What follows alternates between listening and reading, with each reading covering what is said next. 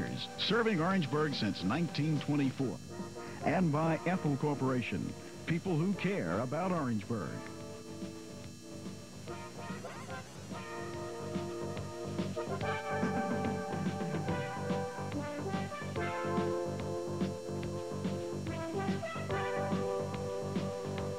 Good evening, everyone, from Indian Stadium at Orangeburg. It's the semifinal round of the South Carolina Independent Schools Athletic Association 3A State Championship Series. Tonight, the Orangeburg Prep Indians will host the Lawrence Manning Swamp Cats from Manning, along with former Wade Hampton coach Fred Stabler. This is Marion Garris. Fred, it's do or die time again in Skeeza. Well, like you were telling me before we started this interview, Don Shelley's a little nervous tonight, and, you know, it's all those 10 wins mean nothing now. A loss tonight, and he's home for the winter, so I'm sure he's a little nervous, but I think his team will perform well. They have all year, and I think they'll take care of business and play a good football game, Aaron. Orangeburg Prep officially 10-0 on the year as they got credit for a forfeit by Edmund Burke Academy out of Waynesboro, Georgia, who did not want to come back to Orangeburg and play the game that was postponed due to Hurricane Hugo. Prep is now won 20 games in a row. They're looking for their 21st win. That's very impressive. It really is. You know, no matter who you're lining up to play, when you go out there 20 times and win, that's an awful lot of pressure. And you've got to always be worried about a letdown, because from time to time you can play some opponents who aren't as good as Orangeburg Prep. They don't have the talent to line up with them, and you just wonder if every week if Orangeburg Prep's going to be mentally ready to play. And I imagine that's a big concern for Don tonight. Prep is 10-0 on the year, and in the 20 games in a row that they've won, 2 of those victories have come over Lawrence Manning. One last year in the semifinal round, and a regular season game this year. Prep beat Lawrence Manning in Manning 41-6. Now, it's very tough to beat the same team twice in 1 year, as you well know. Well, it really is. I don't know if it's quite as tough if you beat them 41-6 the first time, but it is hard to get a team mentally ready to play twice against a team you've beaten. Going back to last year when they played in the semifinals, I remember Lawrence Manning took the opening drive, came down, kicked a field goal, and was ahead 3-0. And Orangeburg Prep responded to the very first play from scrimmage. They threw a long pass for a touchdown, and the game pretty much went according to script like that. But I'm sure that Don wants to get off to a good start. I know he doesn't want to get behind, and I know he wants to, you know, take care of business, you know, one play at a time. In the regular season game that Prep won 41-6, Prep scored 3 touchdowns in a matter of 2 minutes on the clock. Their offense drove down, scored, and then Lawrence Manning turned the ball over on their next 2 possessions, and Prep scored very quickly, so the Swamp Cats were out of the game very fast. Let's talk a little bit about Lawrence Manning and the offense that they have tonight. They're led by a junior quarterback. His name is Stephen Gamble, 42% passer. He's completed 55 for just under 1,000 yards. His favorite target is Mark Sexton, who has caught 36 of those 55 passes for 650 yards and 6 touchdowns. Well, I remember Sexton well from last year, and I saw him play once this year against Calhoun. And against Calhoun, what they like to do is put Sexton to the wide side of the field, isolate him one-on-one, and they had some real good things happen. I think he caught 7 or 8 passes that night for some big gainers, and I think 2 touchdowns. But Sexton is a good receiver, and I imagine, we didn't talk with Don about this before the game, but I imagine Orangeburg Prep will try to do something to take him out of the game. I think if they eliminate the threat of Sexton, I think the game is pretty much over. When Lawrence Manning rushes the football, number 18, DJ Beach, is the man that they go to a great deal. He's rushed for 800 yards so far this year. I don't see anybody running the ball consistently against Orangeburg Prep. I think the teams that can have a chance are the teams that can throw the football, get a lot of yardage on one play. I don't think anybody's going to line up and take it on an 80-yard, and that's what they'll be most of the time, is 80-yard drives, because Holstead will kick it in the end zone most of the time. So I don't see anybody going 80 yards and 18 plays to score against Orangeburg Prep. They have too much team speed. They're too well coached, and I think your best chance of succeeding is trying to hit big plays, and I think Mark Sexton gives Lawrence Manning that opportunity. For Orangeburg Prep, Steve Campbell is their quarterback. He, too, is a junior. He's a 56% passer, 52 of 92 for around 900 yards. And he really doesn't have a favorite target. He can go to Holstead or Kyle Cassidy or Michael Jenkins, all equally as effective, one or the other. Doesn't make any difference. Great balance offensively. 3 or 4 very good, talented receivers. They've got 3 or 4 good running backs. it's hard to take away, like we were talking about taking Sexton out of Lawrence Manning's offense, and you pretty much stop them. You can't take any one aspect of Orangeburg Prep's offense out and even slow them down. You've got to play them head up. You got to play them honest.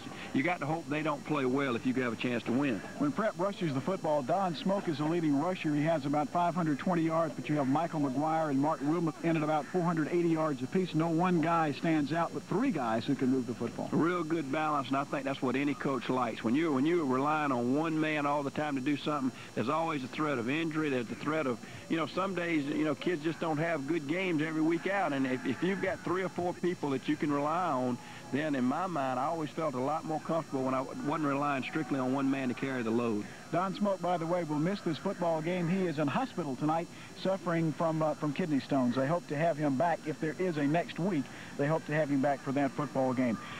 Lawrence Manning is very young on the left side. They start 2 ninth graders at tackle and guard on the left side. One weighs 205, the other 180. Look for Lawrence Manning to run a lot to the right tonight. Huh? Well, no, I would. I don't think you can put 14-year-old and 15-year-old kids out here against Orangeburg Prep and have a lot of success. Obviously, they've got injuries, and they've had to move some kids in there, and I think the kids have played well. But this is when you play Orangeburg Prep, you're playing a little different ball club. You're not playing everybody else in skis that you play. You're used to having 2 or 3 weak positions, but when you play Orangeburg Prep, you don't get that. I mean, they've got 11 good football players out there on the field, and you've got to respect them all. And to me, that's their key to victory, and that's their key to why they've been so well. They've got such good team speed. They just do not have any weaknesses. Keys to victory tonight for Lawrence Manning. Well, I think Orangeburg Prep's got to have a poor performance. I think they've got to have turnovers, mental mistakes.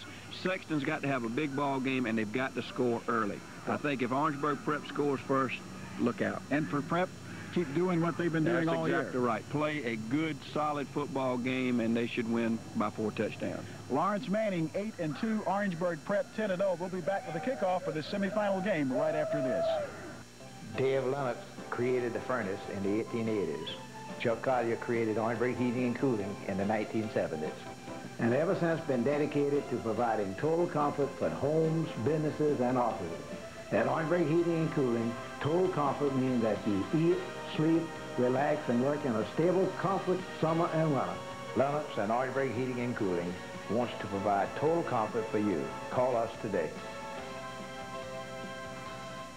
Before you build your dream home, take a look at a First National Bank home loan. First National can structure your loan to fit your budget. A First National home loan can be customized to your exact specifications, including financing for new construction, first or second mortgages, lot purchases, or home improvements. Nail down a home loan at First National Bank, member FDIC, and equal housing lender. Lawrence Manning has won the toss, and they will receive the kickoff and attack the south end zone to our right. The winner of this game will play the winner of the Robert E. Lee Thomas Hayward game. That game being played in Bishopville tonight. Robert E. Lee is a team that we have not seen and really know very little about. They're 8-2 on the year. We do know that they lost to Wilson Hall and one other team early in the season, and they've won about their last 6 or 7 games in a row. And they tell me that they really have a good ball club this year. Yeah, they really do. I didn't see them play when they played Calhoun. They beat Calhoun 27-0, and from what I can understand, they have a good quarterback and a good wide receiver. So it could be interesting. Chris Holstead will put the ball in kicking position. Standing back around the goal line is Stephen Gamble, who is the Lawrence Manning quarterback, and it's not every day that you have your quarterback run back punts or kickoffs, but that will be the case tonight. The upbacks are Ernie Baker and Greg Beetson. As we told you in our pregame, Don Smoke is injured tonight, will not see any action. DJ Beach, the leading rusher for Lawrence Manning, is also injured. Here's Holstead's kickoff. This one will be a little short, and it will be Gamble at his own 10-yard line. And right up the middle comes Stephen Gamble, knocked down about the 27-yard line. Somebody, and I didn't catch who it was, really popped Gamble at about the 27. Well, Marion, talking about Gamble running kickoffs back, I'm looking across the sideline. It looks like Lawrence Manning has dressed out 17 players tonight. So, I'm sure they'll play everybody they brought and do whatever they need to stay in this ball game. That was Jamie Bragg who made that tackle then for Orangeburg Prep. First down. He'll give the ball to Beetson. Beetson tries the left side. He'll get over the 30 to around the 32, maybe as much as the 33-yard line. Lined up in a wishbone set and just ran a power play off the left tackle. No huddle offense. No huddle offense. Maybe this is the surprise that Eddie Talley promised. Gamble rolling to his right, being pressured by Alan Williams. Williams misses the tackle. Gamble up the sideline, and he'll have a first down out at the 39. As Stephen Union, along with Todd Felkel, finally made the stop for Orangeburg Prep. Offensively tonight for Lawrence Manning, Tony Newman and Kevin Evans will be the tackles. Jeffrey Brogdon and Brad Newman the guards. The center is Blake Hyde. The quarterback Stephen Gamble. The running backs Ernie Baker and Greg Beatson. Rob Hussey is the flanker, and Mark Sexton is the split end. Sexton 37 catches for 658 yards and 6 TDs coming into tonight's ball game, averaging 18 yards a catch. They'll give the ball to Greg Beatson, and Beatson rolls out to the 45. Russ Hewitt on the stop. Just a simple power play off tackle out of off the right tackle out of the wishbone offense, and you really got to like the way that Lawrence Manning has come out, and they're attacking right away. They ran a play, then went to that no huddle offense and ran another play, and you know, they look excited and they look confident in what they're doing.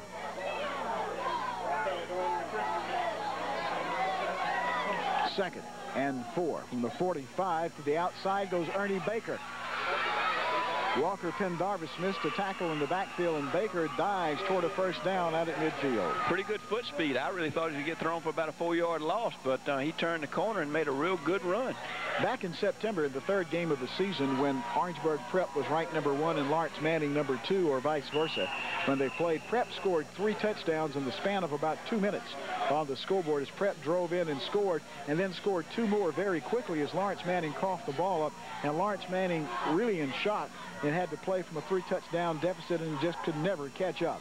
Little cross buck in the backfield. Ernie Baker into Indian territory and slammed down at the Prep 47. Well, you know, Marion, it's definitely an advantage for Lawrence Manning to have played Orangeburg Prep for the simple reason, when you play a team and you get beaten very badly, you learn a lot about what you can, certainly what you can't do, and that leaves you a lot of alternatives to what you can do, and apparently Lawrence Manning has profited from the first encounter.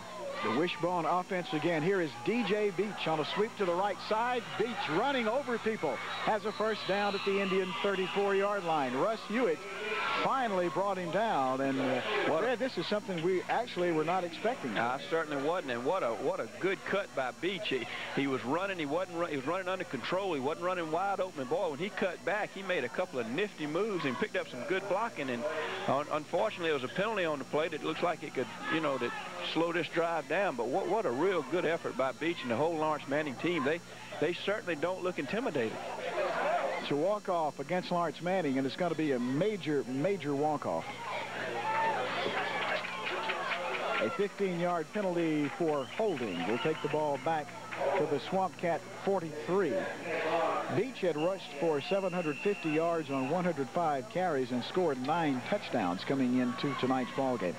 So he's covered some real estate. Yes, he has. Transferred in from St. Stephen Academy.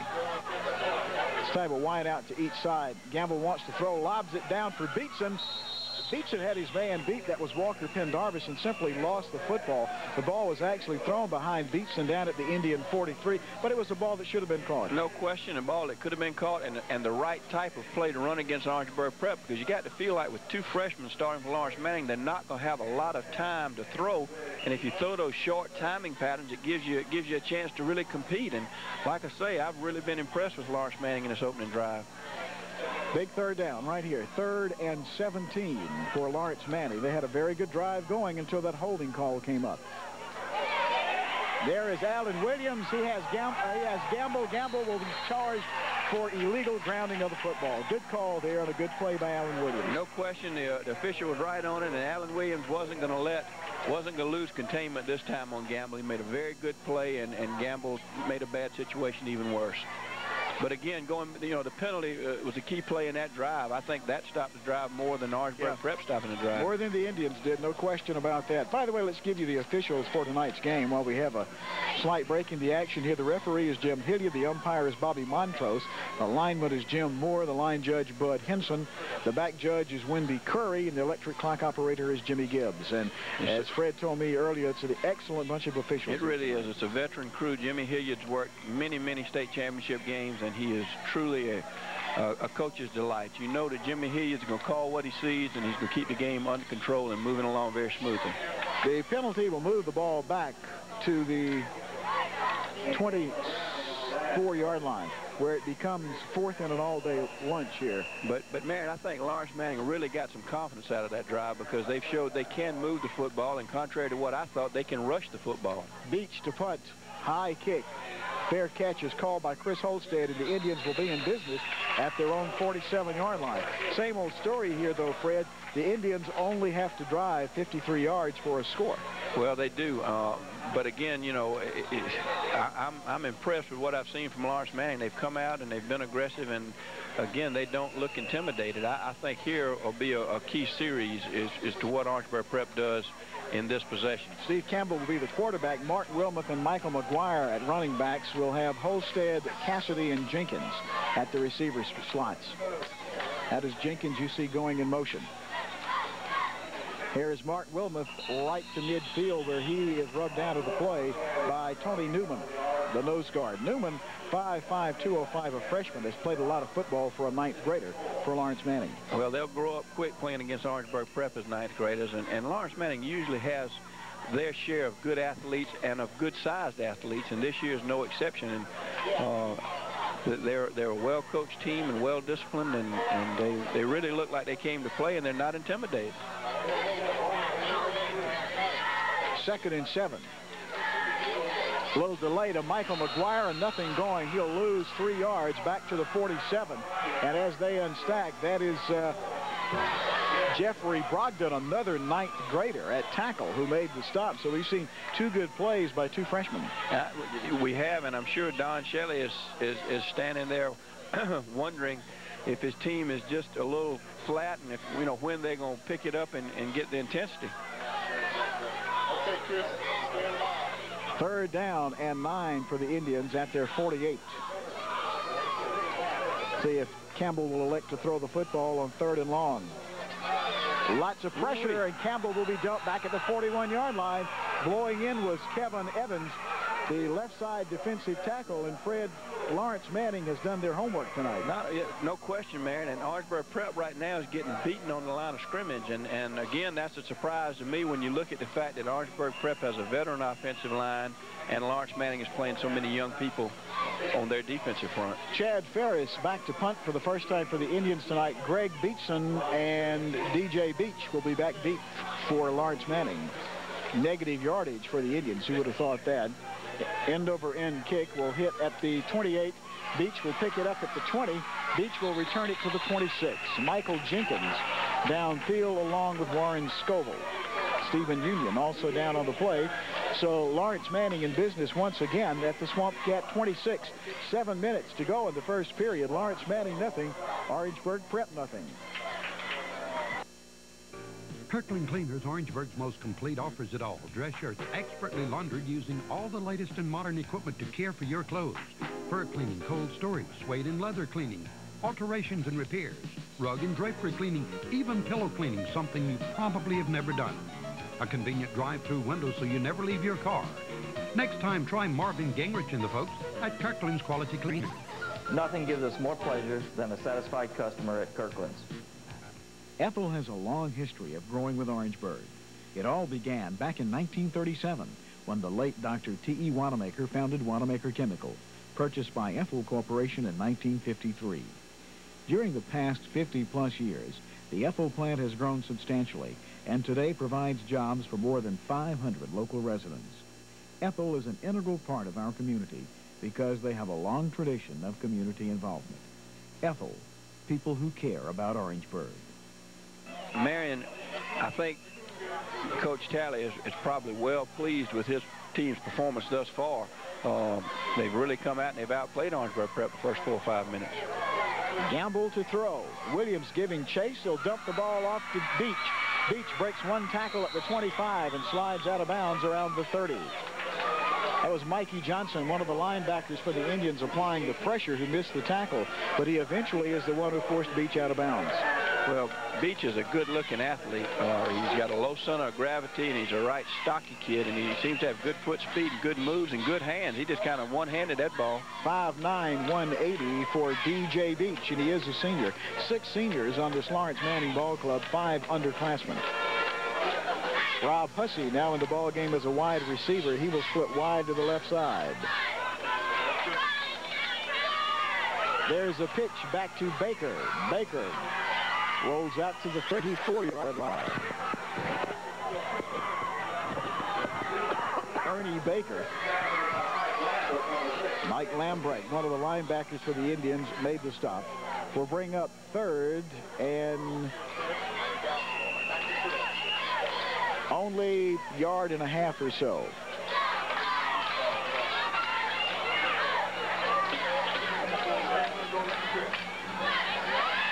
Up the middle and still running and out over the 40 to the 43. Looks like Greg Beecham with the football.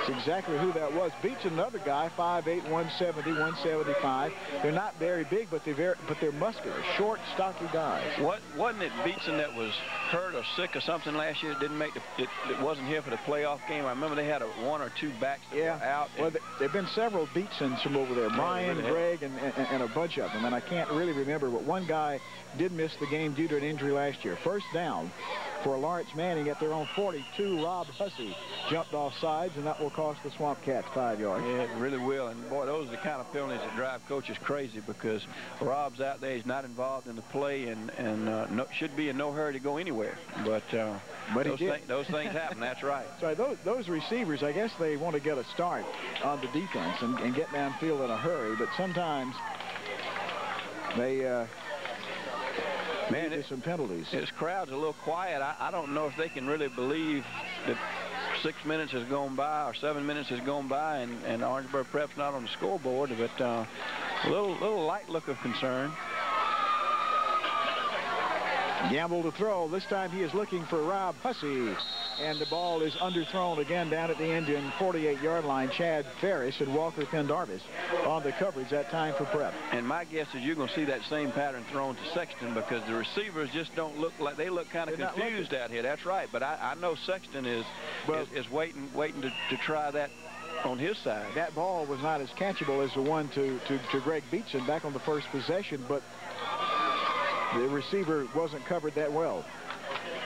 2nd and 15. Again, Gamble retreats. Sets up. This time he's looking downfield, looking for Sexton. Sexton makes the grab and has a first down at the Indian 30-yard line. Kyle Cassidy in on the coverage. And, Fred, that ball stayed in the air a long, long time there. It really did. And Sexton came back to the ball and made a good reaction on it. But Marion, you just had to feel it was coming soon to Sexton. I mean, he's the guy with 36 catches, and he's the man that led the state, I think, last year in receptions. And he's the man that if Lawrence Manning is going to win, they've got to get the ball to Sexton and DJ Beach and to have a chance to make big plays, and that was a big play. Eddie Talley told us he hoped to establish the run and then hit some big plays. Here is Ernie Baker.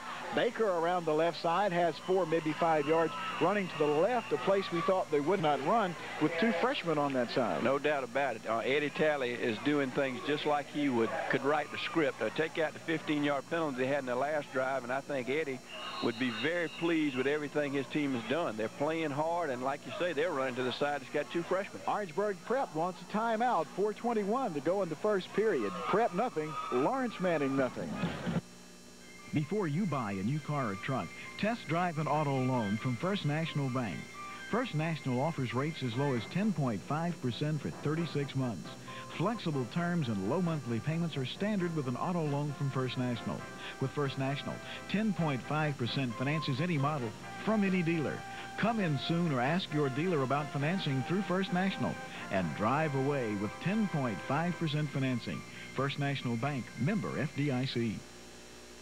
Dave Lennox created the furnace in the 1880s. Chuck Collier created Orangeburg Heating and Cooling in the 1970s. and ever since been dedicated to providing total comfort for homes, businesses, and offices. At Orangeburg Heating and Cooling, total comfort means that you eat, sleep, relax, and work in a stable comfort summer and winter. Lennox and Orangeburg Heating and Cooling wants to provide total comfort for you. Call us today. 4 minutes, 21 seconds left in the first quarter of our Skeeza semifinal 3A playoff game. Lawrence Manning, nothing. Orangeburg Prep, nothing. And Fred, let's go back and explore that situation with Mark Sexton. They've thrown this little boundary pass a couple of times, once to Beats and once to Hussey, but they have not gone to the money player yet. Well, Sexton, you can just look at him and tell the way he carries himself. He's an excellent athlete, and he's got great hands and great moves for a receiver, and I think they got him on the wide side of the field now, and I would expect him to come back to him again shortly. 2nd and 5. Here is a pitch to Greg Beatson. Beatson trying the right side. Beatson will be pulled down by Warren Scoville at the Indian 22. He'll be 2 yards short of a first down, but again, good play and good yardage.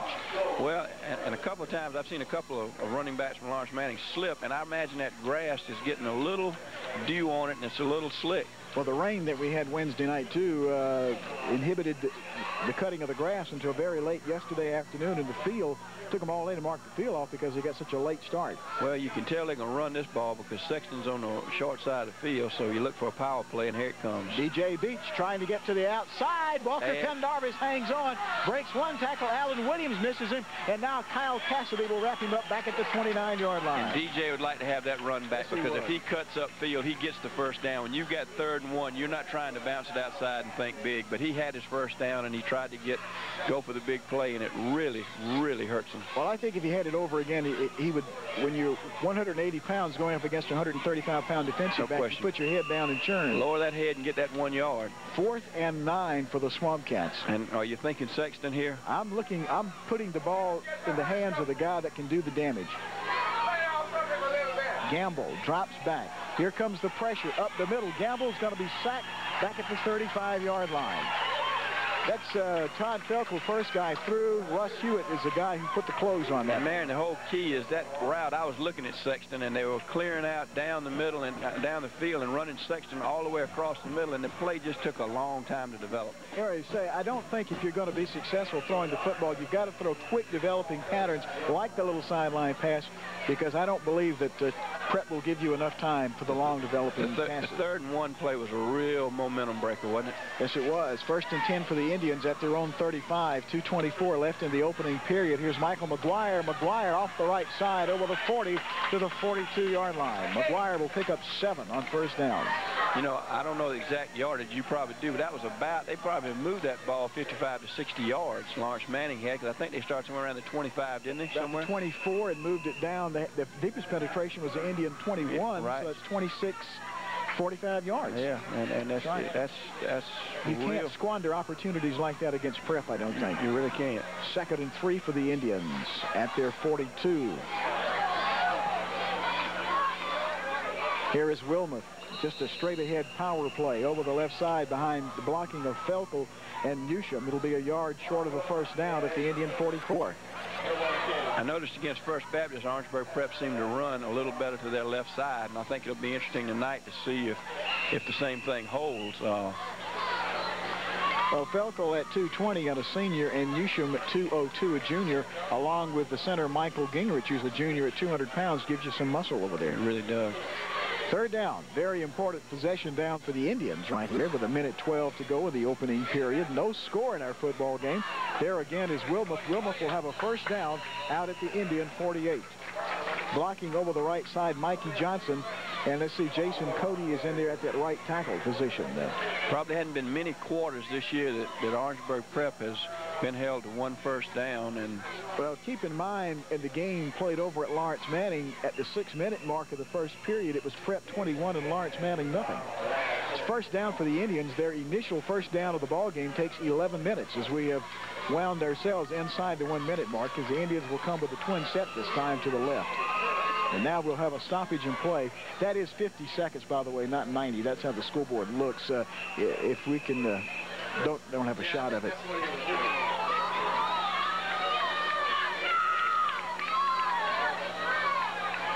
Campbell retreats, being flushed, fires downfield, and he's got Kyle Cassidy at the 40. Cassidy still on his feet at the 35. Cuts across the green. Look out, Kyle Cassidy has some speed. Castle moving, and he finally tackled down at the 2-yard line. Well, Marion, that was just a case of two great individual efforts. Number one, it was a great pass rush on Campbell, and Steve made two good moves to elude the rush and then delivered the ball right on the number to Cassidy. It looked like it was going to be about an 8-yard gain because he was hemmed in, and he just kept buying a little time and makes a great 45, 50-yard run. Also a great effort by Ernie Baker, who was the young man who ran Cassidy down on the far sideline. He had the angle, and he got Kyle at about the 2-yard line. First and goal for the Indians. This drive started at the Indian 35-yard line. This will also be the last play of the first quarter if the Indians can get it off. We're down to 4 seconds. Here is Mark Wilmoth over the right side. Wilmoth will be stopped just short of the goal line, and time expires here in period number 1. After one period of play in our 3A state semifinal game, Orangeburg Prep nothing, Lawrence Manning nothing. Ethel has a long history of growing with Orangeburg. It all began back in 1937 when the late Dr. T.E. Wanamaker founded Wanamaker Chemical, purchased by Ethel Corporation in 1953. During the past 50-plus years, the Ethel plant has grown substantially and today provides jobs for more than 500 local residents. Ethel is an integral part of our community because they have a long tradition of community involvement. Ethel, people who care about Orangeburg. Kirkland Cleaners, Orangeburg's most complete, offers it all. Dress shirts expertly laundered using all the latest in modern equipment to care for your clothes. Fur cleaning, cold storage, suede and leather cleaning, alterations and repairs, rug and drapery cleaning, even pillow cleaning, something you probably have never done. A convenient drive-through window so you never leave your car. Next time, try Marvin Gingrich and the folks at Kirkland's Quality Cleaners. Nothing gives us more pleasure than a satisfied customer at Kirkland's. One big play has been the difference in this football game right now. Yeah, it was just a great play by Cassidy. It really was. Campbell up under. Option the ball. Steve will take it himself. Touchdown. Steve Campbell from 2 yards out, and the Indians get on the scoreboard at the 11:57 mark in the second quarter.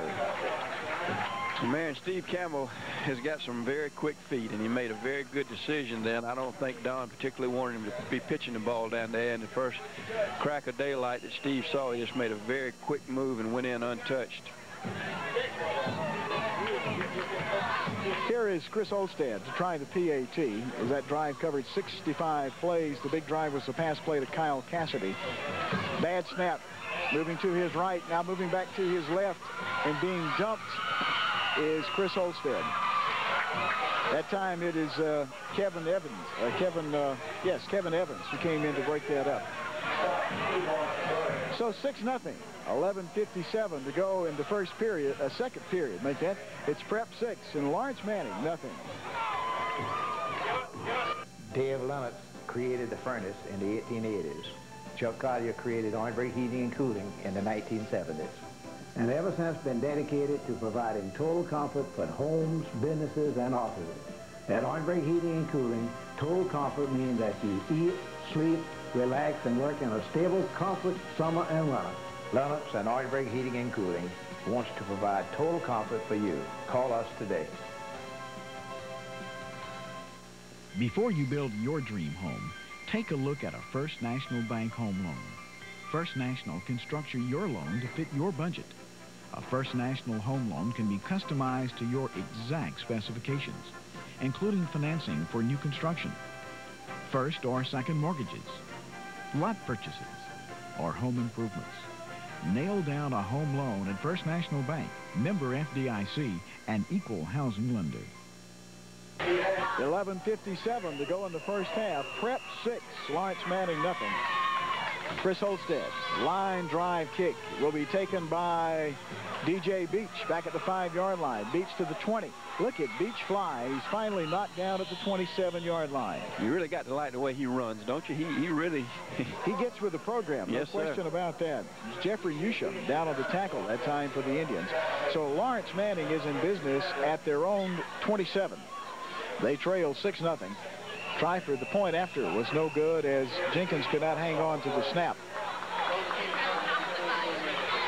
Lawrence Manning squandered an excellent opportunity when they had the ball 3rd and 1 at the 21 and ended up losing yardage. Gamble whips it out. Ball was dropped by Mark Sexton at the 31-yard line.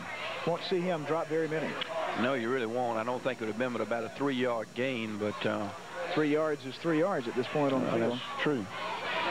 Certainly rather have 2nd and 7 than 2nd and 10. Yep. It was a very, very good first quarter. As a matter of fact, it's probably the best first quarter of football we've seen this year. Yes, it really was. I was very impressed with Lawrence Manning. Gamble, option play, will flip it back to DJ Beach, who makes a one-handed grab, and then Beach turns on the burners and is bumped out of bounds up at the 31. Kyle Cassidy did the bumping for you know, DJ makes things look so easy. That was a tough pitch, and he handled it well, and he stays under control. He's got a good low center of gravity, and you just kind of like the way he carries himself. He runs with reckless abandon. Yes, he does. Say. 3rd and 6 for Lawrence Manning at their own 31-yard line. I keep thinking we could see that fade, that little sideline fade route to Sexton, that wide side of the field on the right side. And of course, he's out there this time. Of course, Warren Scoville's out there too. And Gamble looking for Hussey across the middle, slammed down by Mikey Johnson back at the 22-yard line. And now Prep is beginning to assert their dominance at the line of scrimmage. Well, you know, we thought early if you're going to be successful, you got to throw it quick and you got to throw timing routes, and they're just not going to have a lot of time to sit back there and look the field over and throw the ball way downfield, I don't think. 4th and 14. This is Beach back to punt the ball again. Holstead and Kyle Cassidy standing back at the Indian 47. Good kick by Beach. Drives Holstead back to his own 37. Chris fumbles the ball twice, picks it up, breaks a tackle, and is loose. Holstead toward the far boundary and out to the 45. Indians maybe got a little lucky with that. They were bouncing that ball a great deal. Well, they picked up 20 yards in field position by breaking 2 tackles. And yeah. 1st and 10 for the Indians at their 45-yard line. Keep putting the ball in good athletes' hands, and good things tend to happen, man. Whether it's Cassidy or Holstead or Campbell or whatever, you know, good things are going to happen when good athletes touch the football. 10:30 left in the first half. 6-0. Prep on top. Todd Wood will come wide to the right side.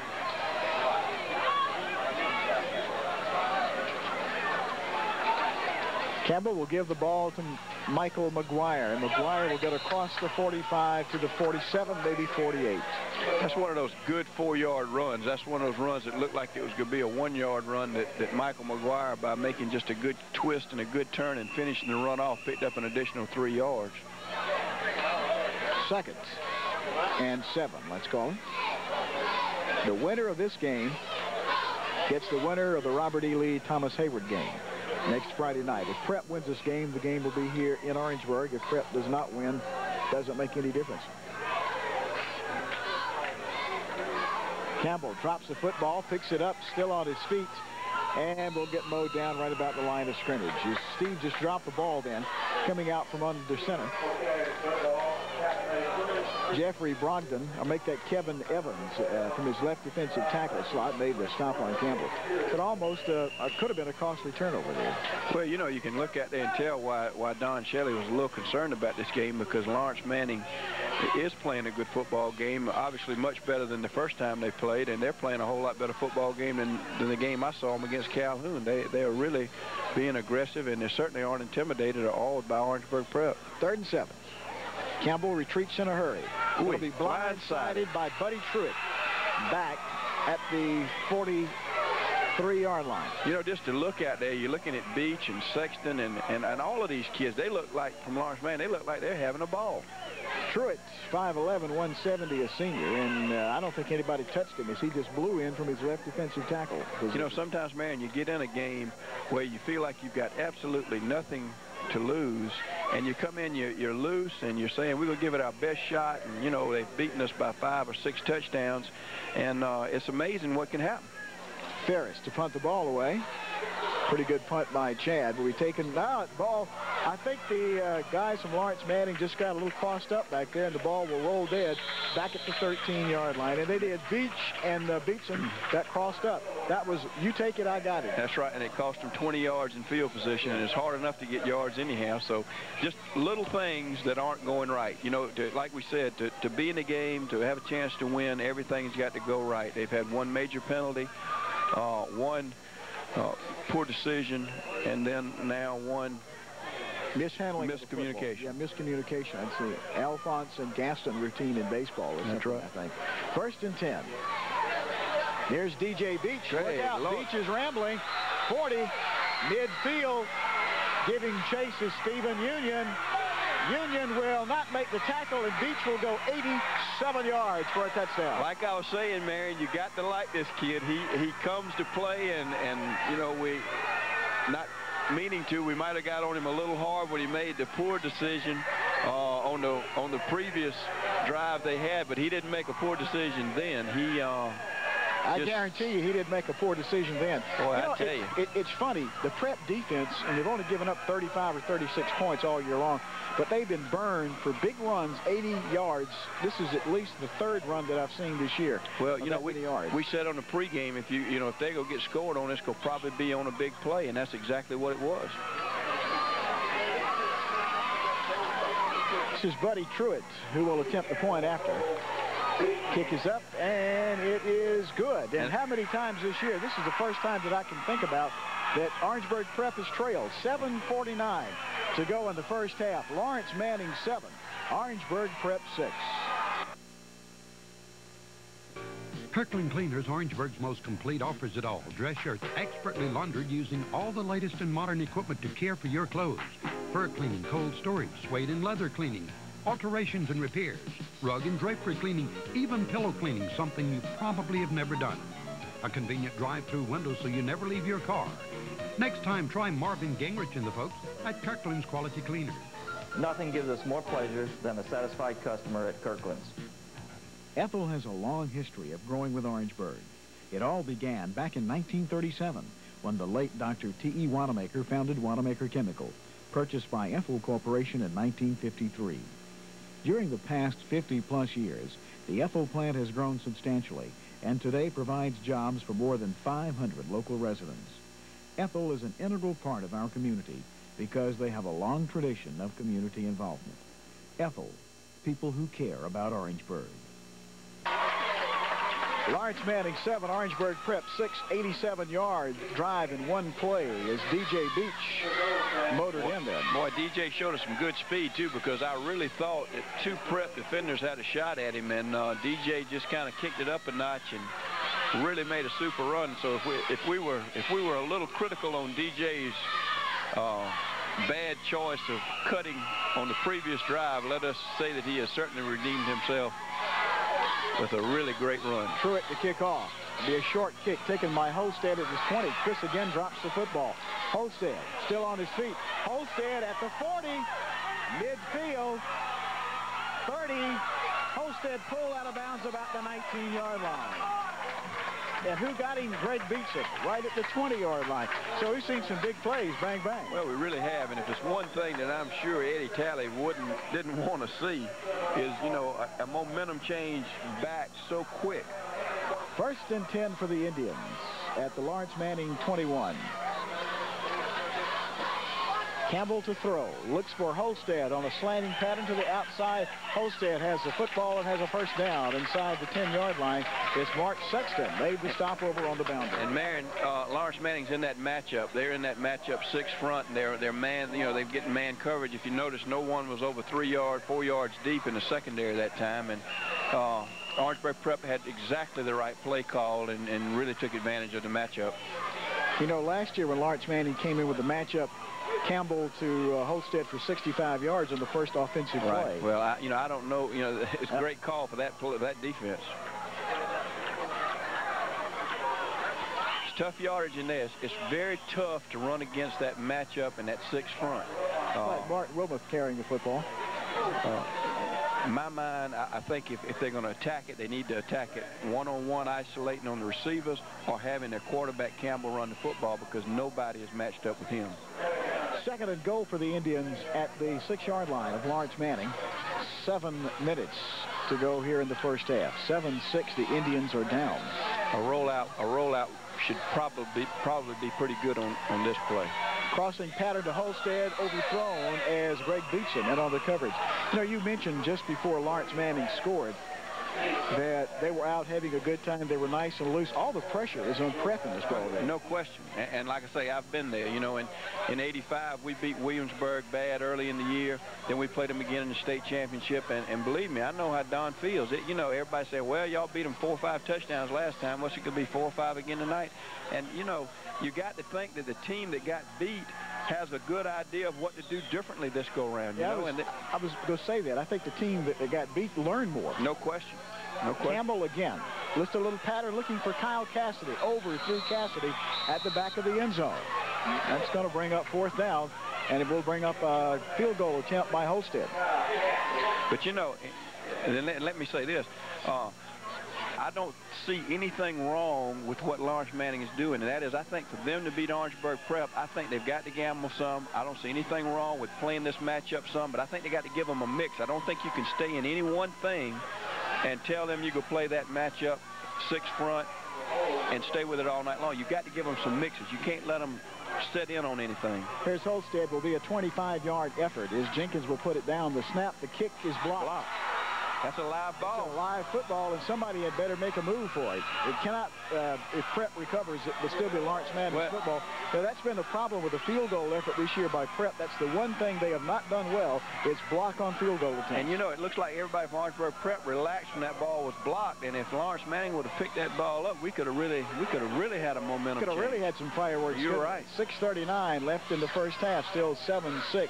Lawrence Manning on top of the Swamp Cats will have the ball 1st and 10 at their 18.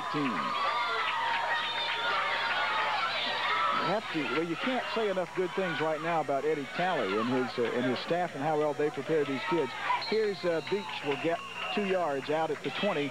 Walker Pendarvis, the first Indian there. Well, you know, man, I imagine counting Beach's run of, what was it, 87 yards. They've probably got 160, 165 yards rushing against Orangeburg Prep in the first half. We'll check that out at halftime. And that might be as many yards as they've given up in any 2 ball games. Yeah, I can already say in a ball game. Eddie Talley and his staff, Mike Lauder, Kenneth Beatson, and Jeff Lauder. They've done a good job here tonight. 2nd and 8 at the 20. It's no question they've got them ready to play, and they've got them what you might call them fearless and loose and having a good time. And, you know, that's the way to approach a game. And sometimes you have some of your best games when you go in that way.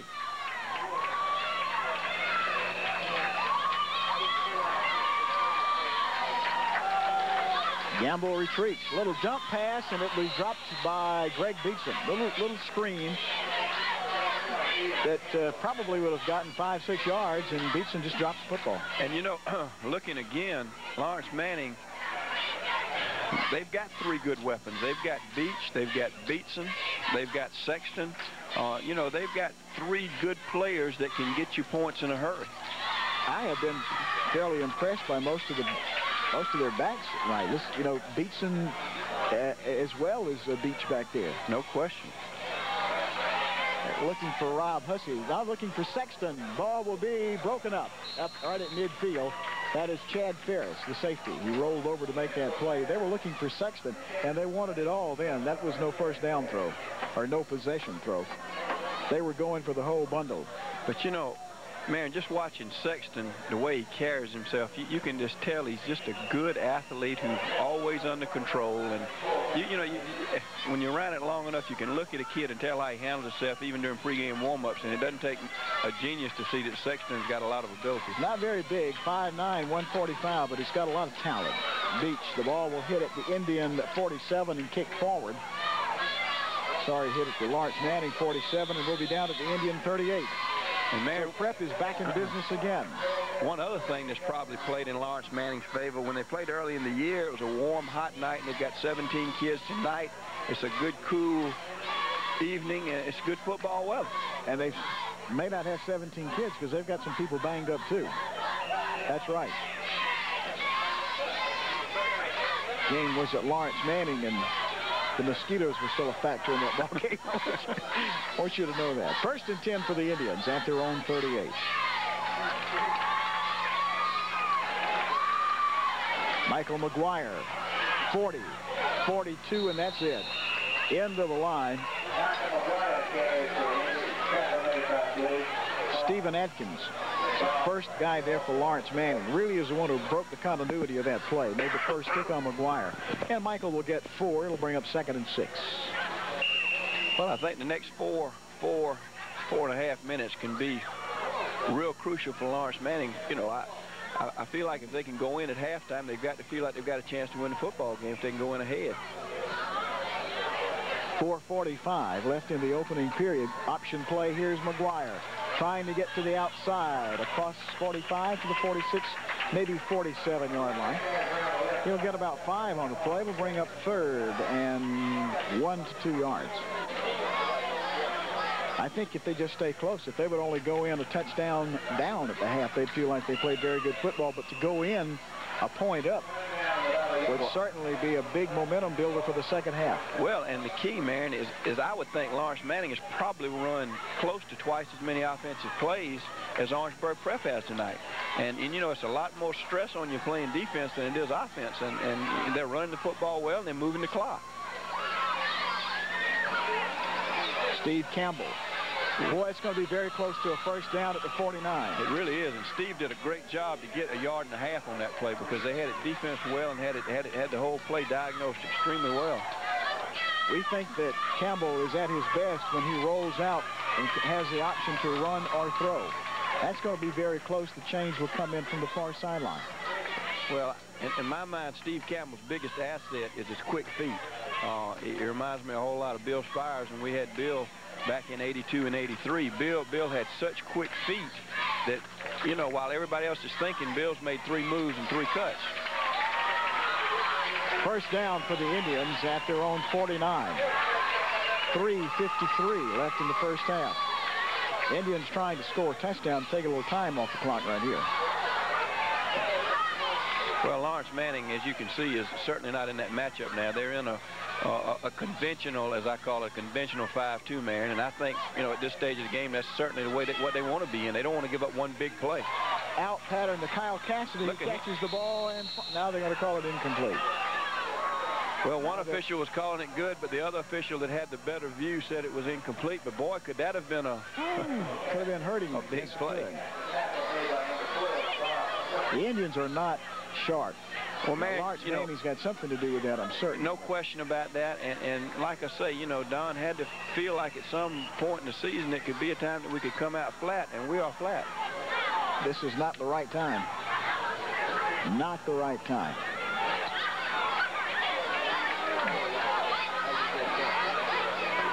Second and 10 for the Indians at their own 49 with 3:30 left here in the first half. Again, Campbell straight back. Looking for Cassidy on a fly pattern. Ball will be underthrown and knocked down by Steve Atkins down at the Lawrence Manning 22. It's not really Campbell's throwing, that long pass. No, that, in my mind, Steve is a very good medium and short-range thrower. And of course, you know, they've still got 3.5 minutes. You know, it might be they're feeling a little bit of pressure. They're not used to being behind, and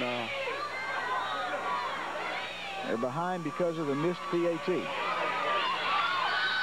3rd and 10 with 3:24 to go in the half.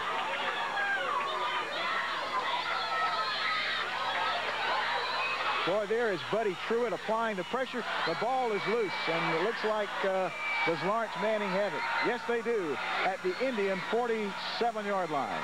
Boy, Steve Campbell had just made a great move to get out of an impossible situation, and somebody reached up and stripped the ball from him, and that's a case where a lesser quarterback would have been sacked for a 10-yard loss, and the play would have been dead, but Steve made a great athletic move and ended up getting the ball stripped.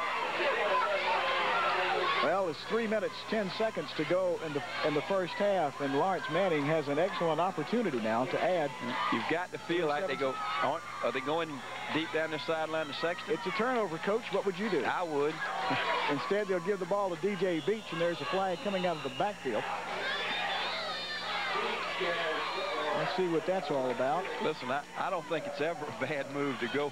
If Sexton's getting pretty much one-on-one coverage, I don't think it's ever a bad move to throw the ball to him deep on the wide side of the field. No, you have good players, and if you don't utilize them, you are, in essence, allowing the opposition to use your good players. Well, let us be quick to say that I certainly think that Eddie Talley is certainly utilizing all of his weapons here tonight. I have been, like I say, well impressed with his play selection. He's used them all. He's run the football much better than I dreamed he could run it. They've thrown it well. And the big thing is, you know, a tribute to him and his staff and his kids. You know, they've been humiliated by this team early in the season. Here they're coming out and they're playing them dead even. 2:50 left in the first half. Lawrence Manning has the ball first and 15 at their own 48-yard line. Gamble retreats, dumps the ball across the middle to Greg Beatson, and Beatson will get down to the Indian 44-yard line. Michael Lambrecht along with Warren Scoville in on the stop for Orangeburg Prep. And, man, it's the same old story. The longer you leave an underdog in the game playing even or ahead, the tougher they're going to get. And I think Lawrence Manning is just oozing with confidence. That was a gain of 9 on that play. Will make it 2nd and 6 for Lawrence Manning. Down to 2:25, clock running, as the Swamp Cats are trying to add to their 7-6 lead. Up the middle with the ball is Greg Beatson. Beatson will not get a whole bunch. Russ Hewitt, Mikey Johnson in on the stop then for the Indians. I'm sorry, that's Ernie Baker who was running the ball. They're not going to make a living running tackle to tackle against this ball club. No, they're not, but I think it was a kind of a dual purpose in doing that. I don't think Eddie particularly wants to have Orangeburg Prep get the ball again this half, and what a big psychological lift for him to go in at halftime ahead. And so, you know, I don't think it's a bad idea. I like his play selection. 3rd down, 4 at the Indian 42. Big down right here.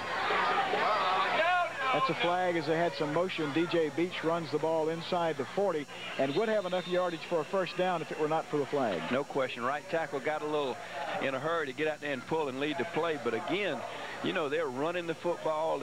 They're running their whole offense and doing a good job of it.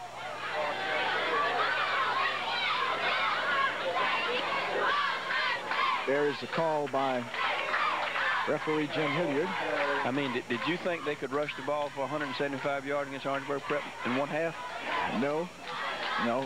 Even the 87-yard touchdown run, I still didn't think they'd get 80 yards rushing. No, I didn't take that out. Illegal motion. And they're hurting themselves right now with these unnecessary penalties. Well, they've had, you know, a couple of crucial penalties tonight, and they're moving the ball, and Orangeburg Prep just can't seem to get in gear. 3rd and 9 at the Indian 47. I would look for Mr. Sexton right here if I were the Indians. Gamble. Across the middle, it goes to Rob Hussey. Hussey is still on his feet and has a first down at the 34-yard line. Well, somebody really stuck Hussey, and I didn't catch who it was. And Hussey hung on to the football and hung on long enough to get a first down. And, man, I'm looking at that. I don't even see Sexton on the field. Let's see if we can find Mark Sexton for you. He wasn't on the field that play because the other receiver out there was not Sexton. I don't know whether Sexton is hurt. But You're right. I don't see Mark Sexton on the field. Boy, that would be a big blow, wouldn't it? Gamble. Naked bootleg. He's going to pay for that dump back at the 40-yard line by Alan Williams. Maybe now we know more than ever now why Eddie was running the football. I mean, you know, if Sexton may be hurt. No question. Sexton is not caught. He's only had one thrown in his general direction tonight, I think. And he made a good catch on that one. He sure did. 2nd and 14 for Lawrence Manning at the Indian 39-yard line. Too many men on the field. A lot of confusion, but they get the play off. Going down the boundary, looking for and not getting. I think that's Beach, man. Baker. Oh, Baker won. Let's see. Is that 30 or 20? I thought it was 30, man. Okay, that's Greg Beatson. You're right. Greg Beatson.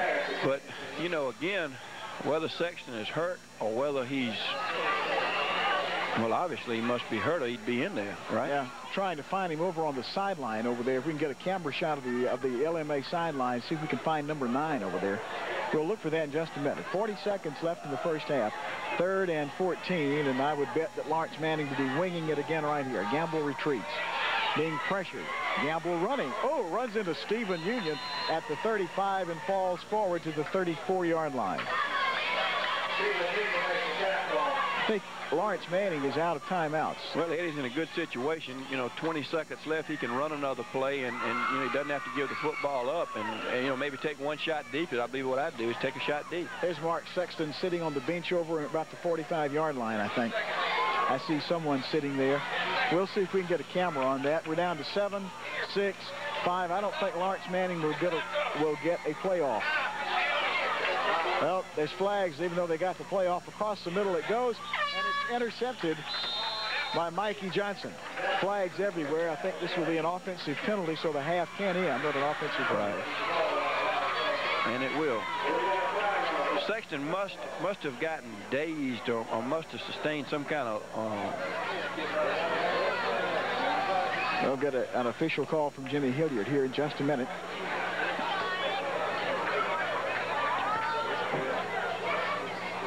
Illegal procedure is a call against Lawrence Manning. The penalty is declined, and we have come to the end of the first half of play here at Indian Stadium. This is the semifinal round, 3A schools, members of SCISA, the South Carolina Independent Schools Athletic Association. Perhaps a surprise halftime score.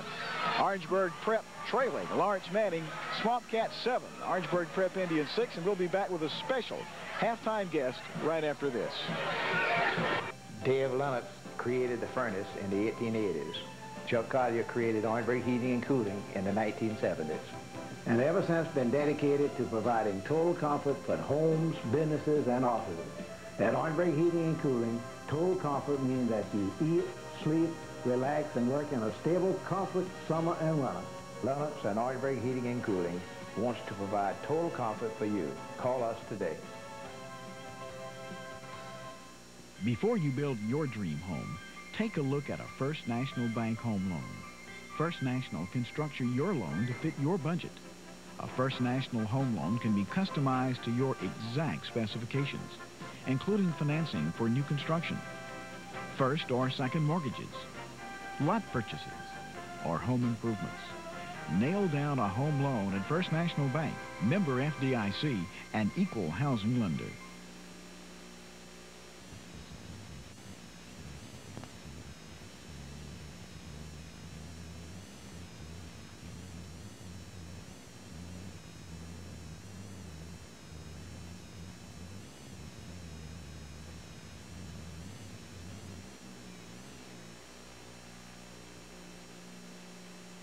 Lawrence Manning 7, Orangeburg Prep 6. We are at halftime of our football game on Jones Intercable. And we told you we had a very special guest, and we do. Bill Spires, who, Fred, how was that? From Cameron to Wadehampton to County Stadium, I guess is how he says that. Bill, now the short stop with the Milwaukee Brewers, and it's good to see you again, Bill. It's good to be here. It's the first game I've seen in a while, and I'm glad to be able to come see some of these younger fellas who are now older that make me feel real old playing. So these guys must have been in the 6th or 7th grade when I left Wadehampton. 2 years ago, right out of Clemson, Beloit, Wisconsin, you spent a summer, and then the summer of '88, Stockton, and part of the year in El Paso. You go to spring training in '89 and have a great spring and end up in Milwaukee, back with the big league team.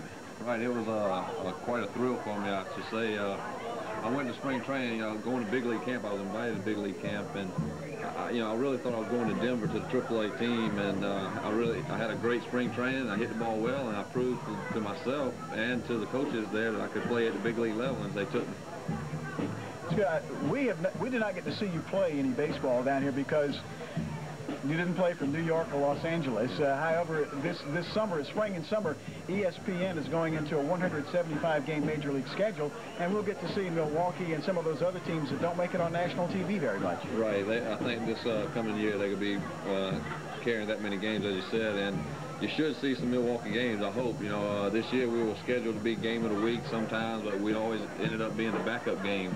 And we never got to be, the game of the week where I thought I'd call home and tell people we were playing on TV, and we never ended up playing. Well, Bill, I know that going back to Wadehampton days, I know some big football games there, and then on to Clemson and some big series with Carolina. I think all those things probably help build your confidence, and as small as it may seem, when you start playing before 3,000 or 4,000 fans, once you start performing under pressure, the more you do it, the easier it gets, right? Exactly.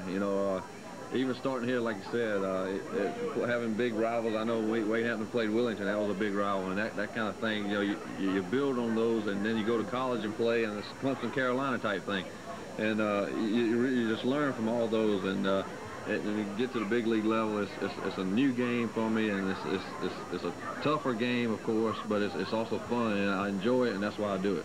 Well, I know the travel has certainly got to be something different for you that you're not used to, and I'm sure it takes some getting used to going on the road and traveling to learn how to budget your time and you know, to conduct yourself in a way that can make you productive day in and day out. That's got to be a learning process for you.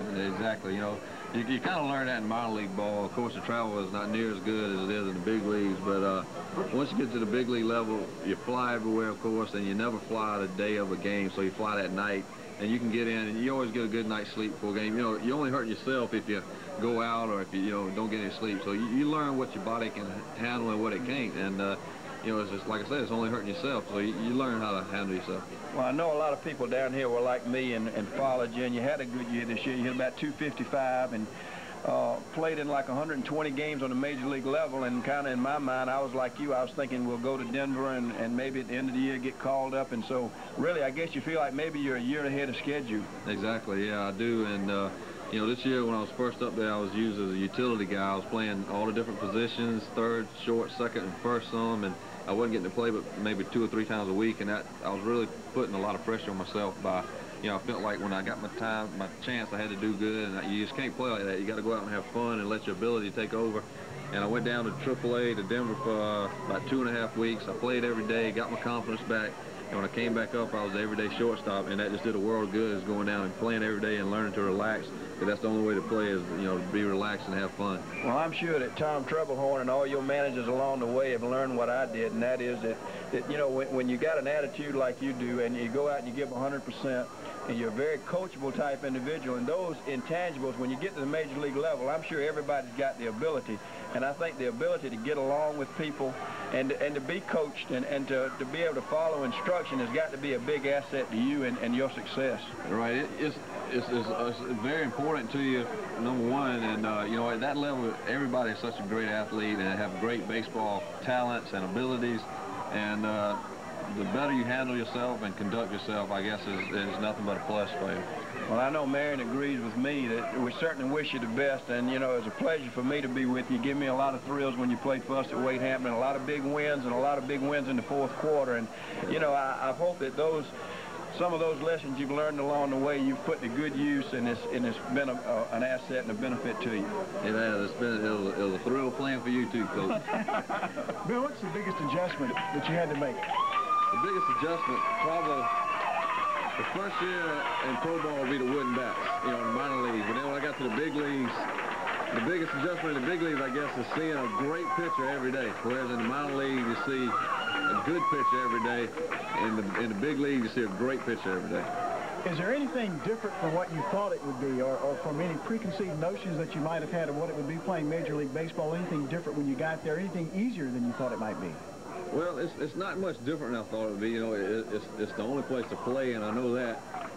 But, you know, it's just fun knowing that I can play with those guys. And, you know, I've seen Nolan Ryan pitch when I was, I don't know, 6th grade, 7th grade. He was pitching in the big leagues, and now I played against him. And in fact, he was the toughest pitcher I faced this year. But, you know, it's just fun being able to play against guys I used to follow when I was young. Bill, we're out of time, unfortunately. I wish we could go on and talk some more about this, but lots of luck.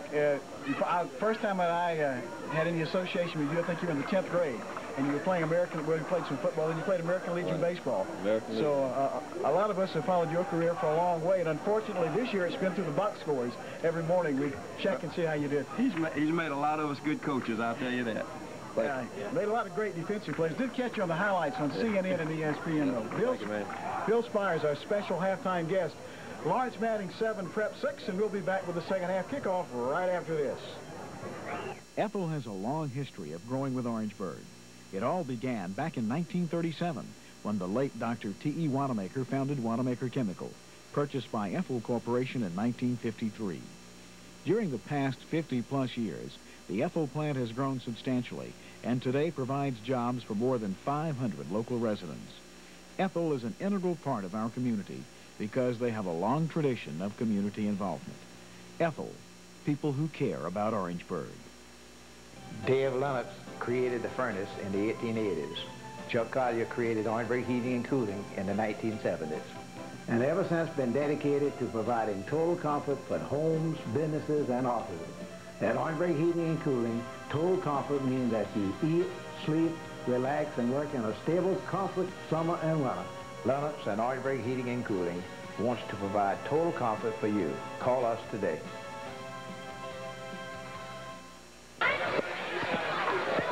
Orangeburg Prep will be receiving the second half kickoff, and Fred, we've got those statistics, and they're a little closer than we had thought. Statistics courtesy of Morris Wright at the Times and Democrat. 4 first downs for Orangeburg Prep, only 17 yards rushing on 15 attempts, 62 yards passing on 2 for 6. The big play there was a completion to Kyle Cassidy that went down to the 2-yard line. Fumbled the ball 3 times and lost 1. The Indians have not been penalized so far in the football game. We'll get to the rest of the statistics in just a minute, as Buddy Truitt will hit a number downfield. Ball bounces off the shoulder pads of one of the up men. That is Mackey Sally, who jumps on the ball at the Indian 27-yard line. I'm sorry, go ahead. The second half is starting about like the first half ended. Yeah. For Lawrence Manning, 6 first downs. They have 96 yards rushing on 19 rushes, but 87 yards came on 1 play. That would mean they only got 9 yards on 18 rushes, but they have lost a great deal of yardage. 4 for 10 passing for 50 yards. No fumbles lost, 5 penalties for 30 yards. Quick pitch. Here's Michael McGuire. Michael McGuire still on his feet, 40. Michael McGuire, 45, and dragged down at the Indian 48-yard line. Man, that's what Orangeburg Prep needs. They need somebody to give them a big play and you know, somebody to step charge. And Michael McGuire made a very good run then. He had some good blocking, but he made a lot of that on his own, too. I think Don Shelley may have done a little talking during the halftime as well. Well, I imagine Don has had happier halftimes. Not too many times the Indians are outgained in one half, and they were outgained 146 yards to about 90 here in the first half. They're also on the short end of the score. First time they've trailed all year long at halftime. Campbell wants to throw, fires it out for Chris Holstead, off his hands down at the Lawrence Manning 41. And not a real bad throw. That ball probably went 35 yards in the air, and he threw it the only place where it was either be caught or incomplete. I mean, he made a wise throw by throwing it to the outside, and he threw it really into double coverage, but he made a very good throw. Put it in the only place that he could put it. That's exactly right. He sure did. 2nd and 10 for the Indians at their 49 with 11:21 to go in the 3rd period. For the Indians, it was a 65-yard drive with Steve Campbell getting in from 2 yards out, and for Lawrence Manning it was an 87-yard touchdown. They're in that junk defense again. Look for a pass right here. Yep, it's McGuire on the sweep to the left side. McGuire, there's a flag. McGuire dragged down at the Lawrence Manning 49. And that's a great defense against the run, especially if the quarterback's not involved. And Orangeburg Prep ran that play. But, you know, Lawrence Manning has really, in my mind, mixed their defenses a lot better tonight. They're not letting them set in. You know, if you get in one defense and stay in it, then you can call plays from the sidelines and do what you want to do. The things that always worried me as a coach were teams that were constantly changing defenses, and that gives you much more of a problem, you know, unless you've got a quarterback that can audibilize the line of scrimmage. And, you know, that's hard for kids to do because then you can have miscommunications and busted plays. But I think they're giving, you know, in my mind, Eddie Talley has really got his plan like he wants it, and he's just giving them a different look. Holding is a call against Prep. Their first penalty of the night will move the ball back to the Indian 39, where it'll bring up 2nd and 22. And now he's in a conventional 5-2 on 2nd and long, which is, in my mind, exactly the right thing to do. Sprint draw. Michael McGuire out to the 43. Not a whole bunch is hanging on for dear life. Then was Kevin Evans. Man, I hadn't paid enough attention to know whether Eddie's doing this thing on down and distance or whether he's doing it on gut feeling or you know, or giving them a different system. You don't want to say, well, I'm going to do this on 1st and 2nd down and this on 3rd down. But whatever he's done, he certainly kept Orangeburg Prep off balance, because if you're going to line up and run your tailback against this matchup 6-2, you're going to have trouble getting yardage. 3rd and 15. And he's in conventional 5-2 again. Looking for Holstead, ball not even anywhere close, and that time Campbell just threw it away, and Steve ends up on his duff. Yeah, it was double coverage, and Campbell threw it away to the outside, which was out of bounds then. Let's say whatever Eddie Talley's doing, he's doing it right. Let's certainly give him credit for that. There's another case where a major penalty took a team out of what was potentially a drive. No question. 4th down, and Chad Ferris will kick it away. DJ Beach standing back around the Lawrence Manning 17. Marion, we still hadn't gotten any word on the status of Mark Sexton. We saw Sexton with his shoulder pads off right after the halftime began. Not a very good kick. Will be down right at the Lawrence Manning 30-yard line. But what a tribute to Lawrence Manning that they've played, I know, the last 4.5 to 5 minutes of the first half without Sexton, and now they're, playing the third quarter without him. Well, we'll find out whether or not Sexton comes in right here. I'm looking over at the sidelines again. We saw him take off his shoulder pads, and that's not ever a good sign when a player does that during the game. It really isn't. And he's not there as Rob Hussey will come wide to the right side, and Greg Beatson will go wide toward the top of your screen. And they will give the ball to the up-back, and that is DJ Beach, and not a whole bunch going, maybe 2 yards, and that's it. And that's got to change Eddie Talley's strategy and his thinking, because, hey, you take away the man that's caught 2/3 of the passes that you've thrown this year. And the other thing it does is it makes your secondary receivers, now they become primary receivers, and they're going to be getting more attention that they wouldn't be getting if Sexton was in the lineup. Sexton has caught 37 of the 55 passes completed by Gamble coming in. There's a good slant pattern to Hussey and broken up by Warren Scoble at the 40, and only the defensive play of Scoble saved that from being a completion.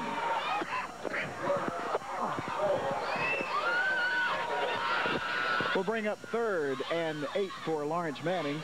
9:26 left here in the 3rd period. The score remains Lawrence Manning 7, Orangeburg Prep 6. And for those people who came looking for a blowout, I don't think they're going to get it.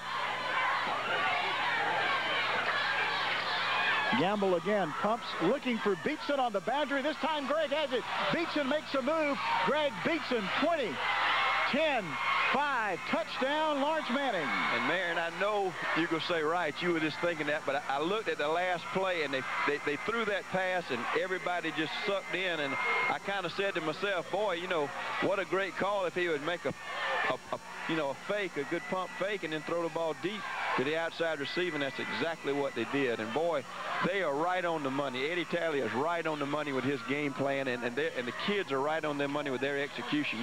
You and I were talking before the game. You can have a plan, but you got to have people that can carry it out, and they've got the people that can carry it out. 68-yard touchdown pass from Steve Gamble to Greg Beatson, and it's 13-6. Lawrence Manning on top, and here is Truitt to try the point after. Low snap.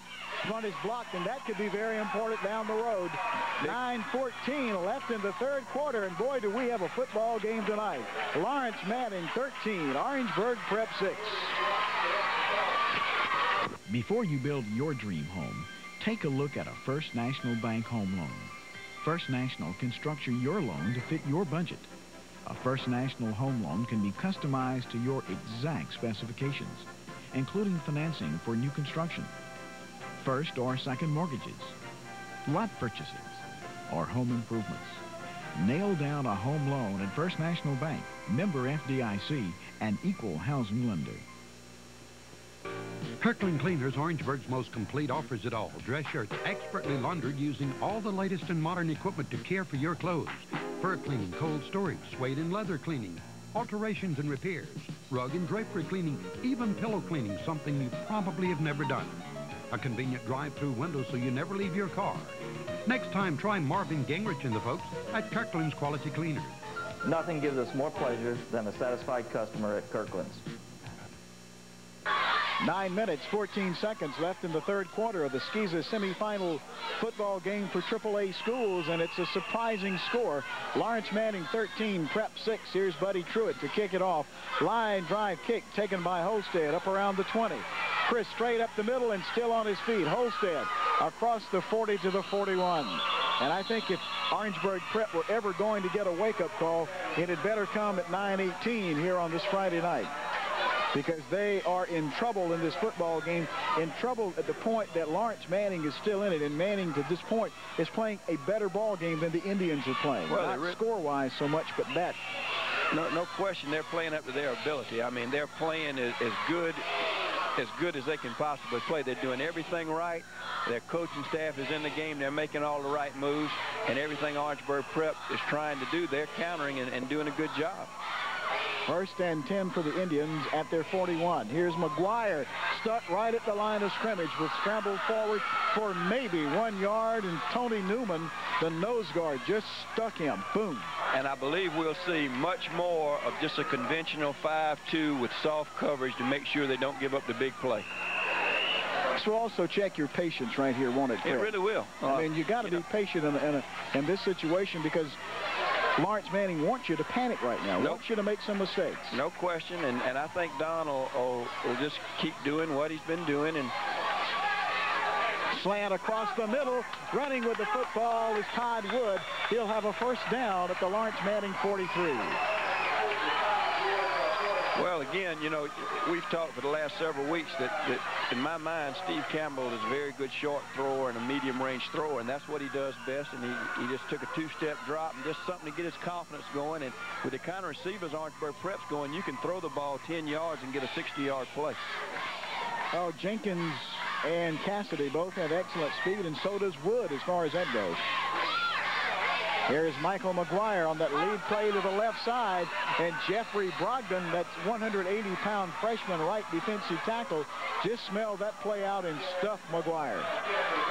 Well, you kind of get the sense that not only does Lawrence Manning have their crowd behind them, but all those people that have been playing high school football that just came out to see a game, I think they've kind of drifted in the Swamp Cats corner too, because the underdog always does that and always gets the people that don't have a natural interest in the game, they're going to go with the underdog, and that's what's happening, and the kids are playing hard. 2nd and 10 for the Indians at the Swamp Cat 44. And just as I say, they're going to go into a zone, they're back in that matchup man. Now's the time to throw it if you can get it off. There's Campbell looking deep for Jenkins, and overthrows him at the 10-yard line. Had Michael Jenkins wide open then. Michael had beaten his man and had about 5 yards on him, and that really surprised me on 2nd and 11 to see the Swamp Cats in that matchup. You know, they really could have got burned right there, Marion, and turned this game back around. Well, there the play was. They got the defense that they wanted. They got the receiver out there, and Campbell overthrew him by a step. Yep. 3rd and 10 for the Indians. Back in a more conventional 5-2 this play. Campbell drops, setting up the little screen on the boundary. Play not very well conceived right there. It was too long for a screen and too short for anything else, really, wasn't it? It really was. And you know, like I say, Lawrence Manning had dropped back into just a very basic soft zone coverage, so not much chance of that play working. 4th and 10 for the Indians, and they'll give it up. 7:13 left in the 3rd period. The Indians are in a fight right here. And again, you must credit Lawrence Manning. After being beaten by 35 earlier this year, they're in the driver's seat in this ball game as we're almost midway through the 3rd period. That's going to be a 5-yard penalty against the Indians as Michael Jenkins raised up a bit early on the right side. And Ferris, as it always seems to happen, got off his finest punt of the night. A 5-yard walk-off will take the ball back to the Indian 49. Well, really, that doesn't hurt that much at that point on the field unless the punt is blocked. You know, it really doesn't, but I'm just sitting here thinking to myself, you know, Lawrence Manning, their fans and coaches have got to be so pleased with how hard those kids are playing out there, man. Gracious.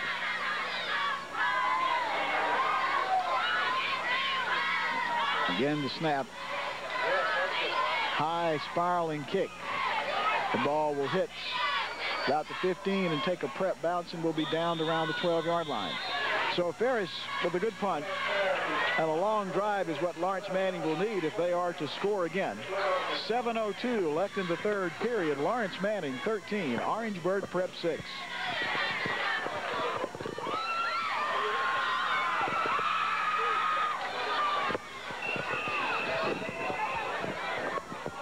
First and 10 for Lawrence Manning at their 12-yard line. DJ Beach, boy, there's a flag down right there for what we could not guess is the Indians had Beach right at the line of scrimmage, and somebody turned him loose. I'm going to tell you one thing. You got to tackle DJ Beach. You're not going to block him down. You're not going to throw a shoulder into him and think he's going down, because he has just got a good stocky build, and he's got a good center of gravity, and he's got a good knack for running the football. I like him. I like Beach. I like Beatson. You know, and their offensive line, man, you know, they're running the football and moving it some, and obviously, you know, their kids are getting some good blocking up front. Penalty is against Orangeburg Prep, grabbing the face mask, tackling with the face mask. It's a major, 15 yards. Will move the ball out to the Indian 31. Second major penalty of the night against the Indians. They had no penalties at all in the first half, but they have picked up 2 quickly here in the third period. 1st and 10, Lawrence Manning. Up the middle goes Ernie Baker, and a flag comes from the referee, and that's almost always an offensive foul.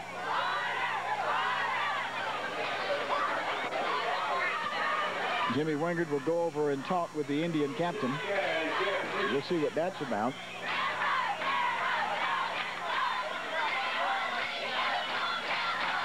Five-yard walk-off against Lawrence Manning. Illegal procedure. Somebody moved just a bit early. We'll make it 1st and 15 back at the Lawrence Manning 26.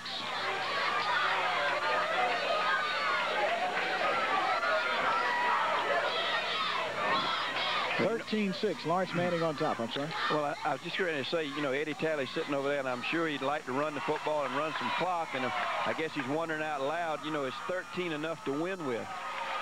Back goes Gamble, looking for Beach coming out of the backfield. Good play, and he's stuck by Chad Ferris, and Ferris will get credit for the tackle, but Beach will fall forward to the 29-yard line. He'll get 3 yards on the play. We'll bring up 2nd and 12, I'm sorry. And man, I've been wrong so many times tonight. I don't think 13 is going to be enough to win with. Do you? I don't think so. I really don't. I think what Prep needs is one play to get them going, and maybe you'll see the offense get cranked up. I believe the winner will have to score at least 3 touchdowns to win this football game.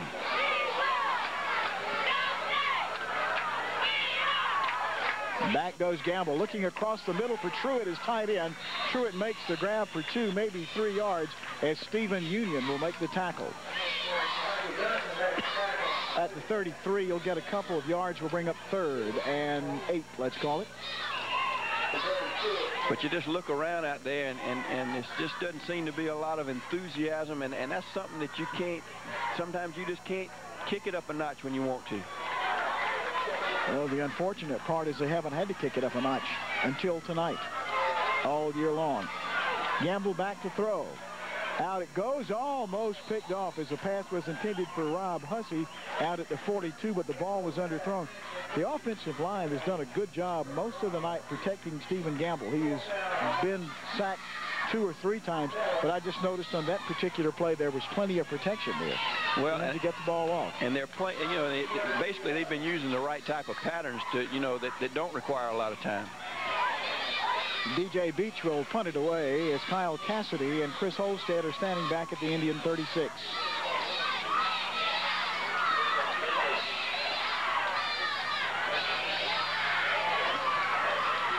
Good high kick, good coverage kick. Cassidy signaling for the fair catch, then backing out of the way. The ball hits at the Indian 35 and takes a reverse bounce out to the Indian 37. So Prep gets the ball 63 yards away from the promised land.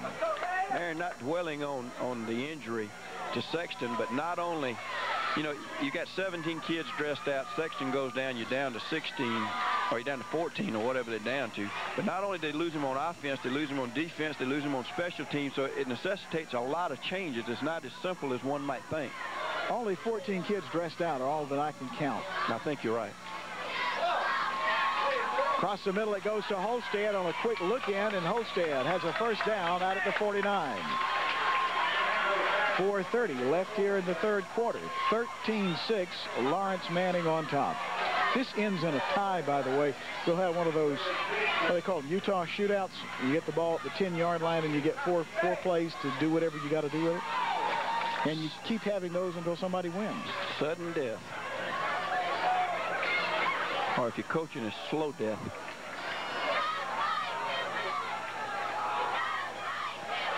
McGuire tries the right side. Their flags go everywhere as Michael will be dumped for a yard loss back at the 48-yard line.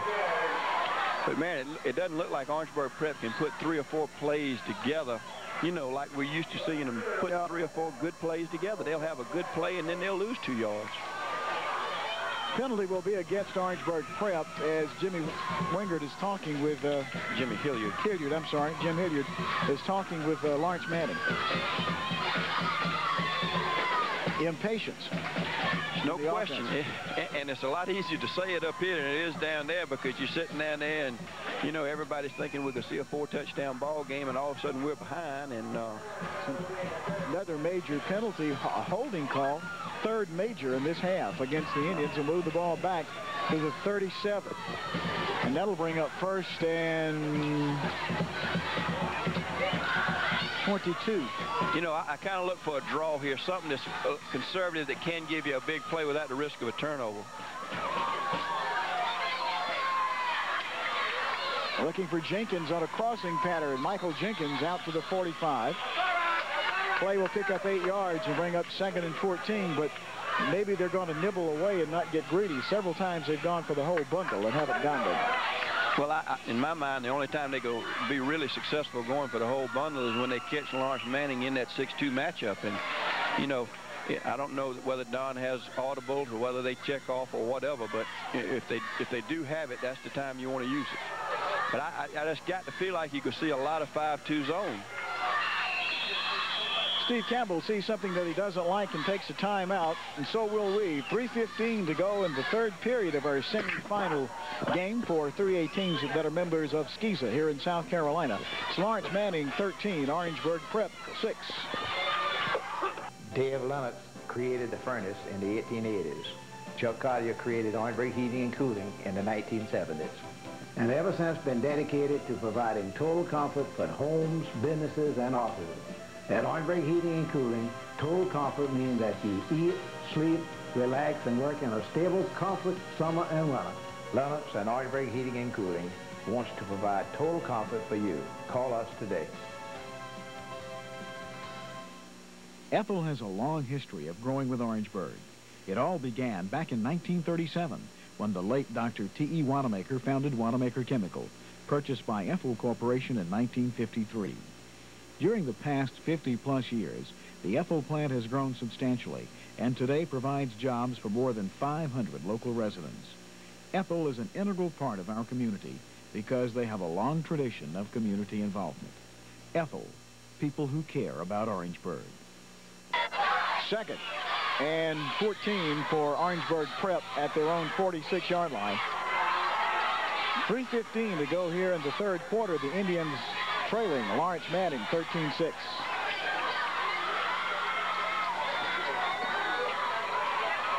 Campbell to throw, slips. Going long, going for Michael Jenkins, who's wide open. Jenkins makes the grab and is tackled out at the 15-yard line. Rob Hussey and Ernie Baker finally got Jenkins down, and he was wide open and had to actually wait on the football then. Man, I think what happened when Steve slipped and kind of went down, I think the defensive back for Lawrence Manning froze, and Michael Jenkins kept right on running, and Steve made a good throw, and Michael made a good catch, and they need a big play. They're struggling. Let's face it, we're struggling. They are struggling, but maybe that will be the match that lights the fire. 1st and 10 at the 15. Campbell again retreats. Quick out goes to Cassidy, overthrown at the 10-yard line. Over to make certain was Buddy Truitt.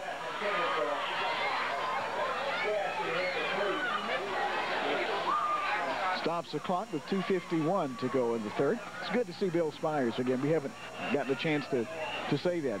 The action has been so fast and furious. Well, Bill, you know, is one of those special kids that's given us a lot of thrills, both me on the sideline and I'm sure you up here in the press box. He's a special athlete. Yep. Back goes Campbell. Looking for Holstead. He's got Chris inside the 10 down at the 7-yard line.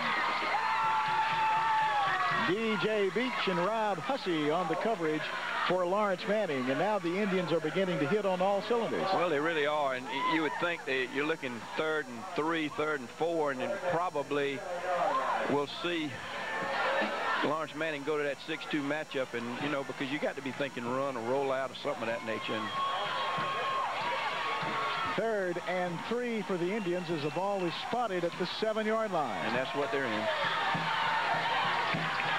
Here's Campbell, keeps the ball. Steve turns it upfield. Will be caught short of the first down. Will be stopped at the 5, which will be about a yard short. But a good play to run against that defense, man. You know, what happened is it was the defensive end just made some penetration and made a good play for Lawrence Manning. Now it's 4th and 1 at the 5-yard line. The field goals have not been Prep's strong suit because they had too many blocks. Do you just put my muscle against your muscle and see what wins here? If I got Steve Campbell, I'm gonna let him sprint out right and pick his hole and scoot and get me 2 yards now. Big play right here. 4th and 1 from the 5. Everybody up. Campbell will give the ball to Mark Wilmoth, and Wilmoth, I think, has the first down inside the 5 down at the 3-yard line. I saw some Lawrence Manning players jumping up and down like they were celebrating, but perhaps they were just upset because Wilmoth made such penetration. 1st and goal at the 3. Wilmoth with the tough yards. That's what Prep did, though. They lined up and played muscle. They really did. They really did. A minute 13 to go here in the 3rd period. Prep trying to tie this game at 13 apiece. That is Todd Wood, who will go to the top of your screen.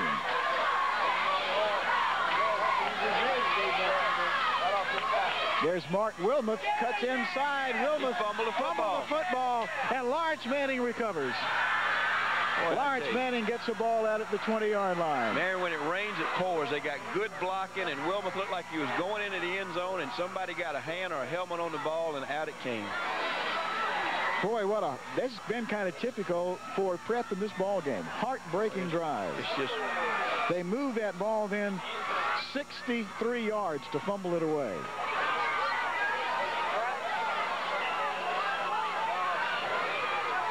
First and 10, Lawrence Manning at their own 20-yard line. We have 51 seconds left here in the 3rd period. Here is DJ Beach trying to sweep the right side. Beach breaks 1 tackle, 2 tackles, and is finally knocked down at the 26-yard line. Is DJ having a good time there? Are we having fun yet? I would think so. Boy, he just looks like when he he's a good, doesn't he use his blockers well? He sets them up well, and he cuts. And he's not afraid to stick his nose into the fray either. He finishes the run off. The injuries continue to pile up for Prep. They could almost start an injured 11 here when you go back all the guys that are out. Going back to losing Will Culler before the season started. Warren Walsh out, can't play, season-ending injury. Richard Lackey, who got hurt 3 or 4 weeks ago, a season-ending injury. Jim Bowie, who went out with an injury 2 weeks ago against First Baptist. Allen is up, though, and that's a positive sign. He's walking off. It really is. Don Smoke, who's not here tonight. That's another thing. How much of an effect has that had with Smoke being really the power runner inside tackle? Well, like I used to tell people, you know, when we had so much depth at Wade Hampton and we'd lose a starter, and they'd say, well, you know, that's no problem. You got somebody else. I said, well, if that kid that was as good as the guy I lost, he'd have been starting. So, right. You know. Up the middle goes Ernie Baker. Not much going on as the Indians smell that out in a hurry. Wes Hewitt, the nose guard, the first guy there in red for Prep, will bring up 3rd and a long 2. And probably be the last play of the quarter, man. Clock is down to 12 seconds. Unless we can get one off in a hurry, we have come to the end of the 3rd quarter of play, and we have semifinal action for 3A teams, members of SCISA here in South Carolina. And our 3rd quarter score, Lawrence Manning 13, Orangeburg Prep 6. Kirkland Cleaners, Orangeburg's most complete, offers it all. Dress shirts expertly laundered using all the latest in modern equipment to care for your clothes. Fur cleaning, cold storage, suede and leather cleaning, alterations and repairs, rug and drapery cleaning, even pillow cleaning, something you probably have never done. A convenient drive-through window so you never leave your car. Next time, try Marvin Gingrich and the folks at Kirkland's Quality Cleaners. Nothing gives us more pleasure than a satisfied customer at Kirkland's. Before you buy a new car or truck, test drive an auto loan from First National Bank. First National offers rates as low as 10.5% for 36 months. Flexible terms and low monthly payments are standard with an auto loan from First National. With First National, 10.5% finances any model from any dealer. Come in soon or ask your dealer about financing through First National and drive away with 10.5% financing. First National Bank, member FDIC. Lawrence Manning 13, Orangeburg Prep 6 as we get ready to start the fourth quarter of this semifinal game. The Indians have fumbled the ball 4 times tonight, have lost it twice. There is a fumble, and the Indians have it down inside the Lawrence Manning 20-yard line. Well, that could really be the break that Orangeburg Prep needs, you know, after having that heartbreaking fumble on their own. If they can get it back down now inside the 20, you know, they've got an opportunity to put it back in and get this game tied up. I didn't see who got that fumble then, Fred, did you? No, I missed it. I was looking at the back. You know, the quarterback just looked like he couldn't get the ball into the pocket of the running back. And that is the first turnover by Lawrence Manning tonight. 1st and 10 Indians at the Lawrence Manning 19. Could be the break the Indians are looking for. They drove 67 yards the last time they had the ball, only to fumble it away at the goal line. Here's Michael McGuire. Cuts it to 15. Good cut by McGuire, and is pulled down at the 11-yard line.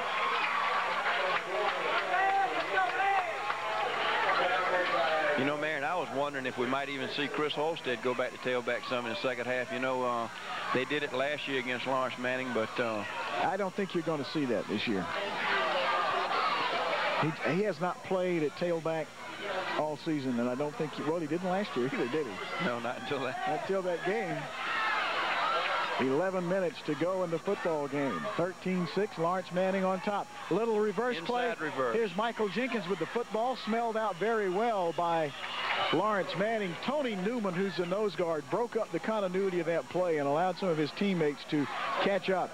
But I believe that it'll be very close to a first down, so close that Jim Hilliard will bring in the chain gang from the far side. And I tell you one thing, Orangeburg Prep was lucky to get anything out of that play, because what stops that play is penetration, and Lawrence Manning got plenty of it, and it was just a good individual effort that got him to 3.5 yards. You know, Fred, we get the feeling that this is Lawrence Manning's ball game to win or lose.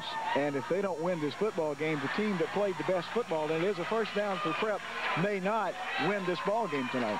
Well, you know, sometimes you got to be good, sometimes you got to be lucky, and sometimes it takes both. And Orangeburg Prep is obviously not at the top of their game tonight, and Lawrence Manning is. And so, you know, it can be a tribute to Orangeburg Prep if they can win with such a subpar performance. First and goal for the Indians, just inside the LMA 9. Michael McGuire cuts it up the middle inside the 5 and down to the 4-yard line. Well, I guess, Fred, it could be also said that, you know, you've got a good team when you can give a subpar performance and still win a football game. No question. Too. Exactly my thought. And you have to have that. What gets me then is, you know, you're in a goal line defense, and boy, Orangeburg Prep really blew off the ball, and they kind of caved in about a 5-yard space there for McGuire to cut back in. Second and goal for the Indians at the Lawrence Manning 4. This time it is the up back Wilmoth, and not much going as Wilmoth is just gunned down right at the line of scrimmage. Well, it's a tough place to trap and a tough place to run any kind of misdirection down there on that goal line, because everybody's coming so hard. And Kevin Evans is the guy who made the stop. Third and goal from the 3. Michael Jenkins and Todd Wood will come into the ball game as Michael McGuire will come out. Are we going to roll out with Campbell? I wondered if 2 guys came out. If not, it's easy to beat somebody when you got 12 on 11. I don't know. They'll bring Wood down to the bottom of your screen on third and goal. Here's a pitch. That is Michael Jenkins. He's in. Touchdown. Michael Jenkins on a 3-yard toss sweep. First time we've seen Jenkins run the ball from the tailback slot, too. Well, I was close. I said somebody different, right? You did. Tell you one thing Michael will learn, just because you cross the goal line, don't relax, because he got about a foot in the end zone and kind of relaxed, and somebody really unloaded on him. Now, let's see. The Indians will go for 1 to tie the game as Holstead is in getting his kicking toe ready as he uses a piece of inner tube where he ties his toe up. Kyle Cassidy is holding. Jenkins normally holds. Let's see if something is brewing here. No, just a kick. It is no good. Missed to the left side. And you won't see that very often. And so now the Indians have got to score yet again because they are still trailing in this ball game. 9-10 left in the ball game. Lawrence Manning 13, Orangeburg Prep 12. Ethel has a long history of growing with Orangeburg. It all began back in 1937 when the late Dr. T.E. Wanamaker founded Wanamaker Chemical, purchased by Ethel Corporation in 1953. During the past 50-plus years, the Ethel plant has grown substantially and today provides jobs for more than 500 local residents. Ethel is an integral part of our community because they have a long tradition of community involvement. Ethel, people who care about Orangeburg. Dave Lennox created the furnace in the 1880s. Chuck Collier created Orangeburg Heating and Cooling in the 1970s. And ever since been dedicated to providing total comfort for homes, businesses, and offices. At Orangeburg Heating and Cooling, total comfort means that you eat, sleep, relax, and work in a stable comfort summer and winter. Lennox and Orangeburg Heating and Cooling wants to provide total comfort for you. Call us today.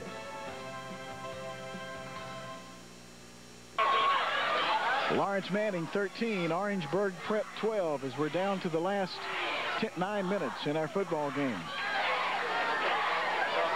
And you just witnessed something that you don't see very often, and that's Prep missing an extra point. I think that is the first one they have missed this year that was not blocked. Holstead to kick it off. DJ Beach standing back inside the 5-yard line. Beach will get a chance to run it back at the 7, 10, 15, cuts to the outside, up the middle, and he is really stuck, and that's Todd Wood who will put the finishing touches on him back around the 18-yard line. But somebody really jolted him right about the 20.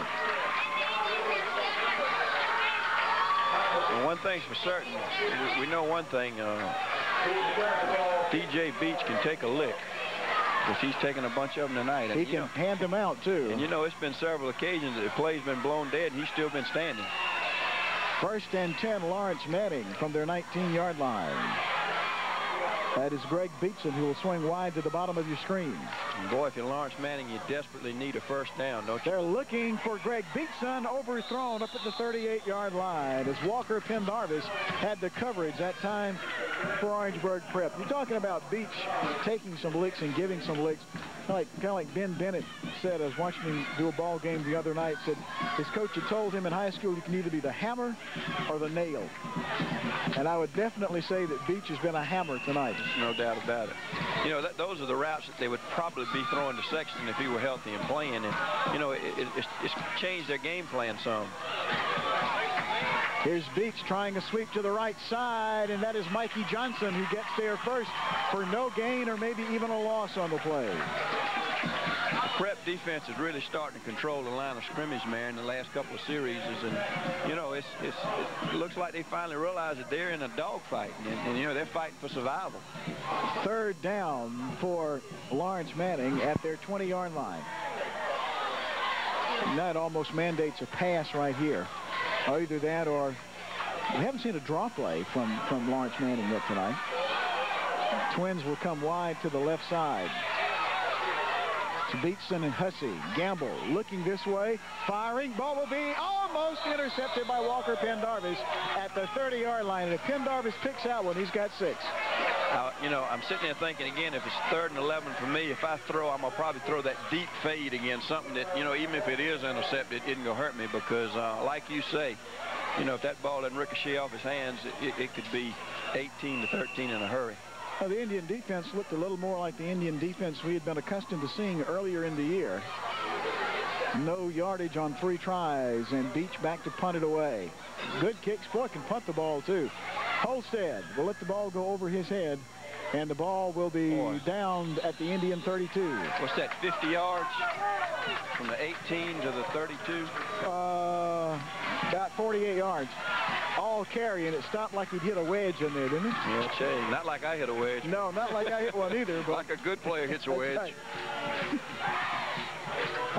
If I were a true golfer rather than a hacker, that's how I would do. So the Indians are 68 yards away from taking the lead in this football game, and we have 7 minutes and 55 seconds left.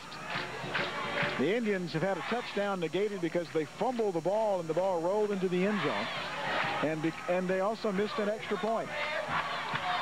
That would at least have tied the ball game. Back goes Steve Campbell, rolling to his right, throwing, and he's got Kyle Cassidy wide open. Cassidy at the 45 and dragged out at the 47. Rob Hussey. Hussey, by the way, one of the leaders in the state in interceptions. He had 6 coming into tonight's ball game. That's all high school players, not just independent players. Well, I've heard of giving a cushion, but he certainly gave enough cushion then. He was at least 15 yards off of that ball. 1st and 10 for the Indians at their 46 is that play, gain 14 yards. You can play prevent defense all you want, and if all the offensive team wants is 8 to 10 yards, they can go right on down the field with that. No question. Rusty Litch made a statement about South Carolina's defense when he played for Notre Dame many years ago, and when Jim Carlin was the quarterback there. There's a little quick pass out on the corner to Kyle Cassidy. Cassidy still on his feet, reverses his field, and will finally end up gaining about 4 yards.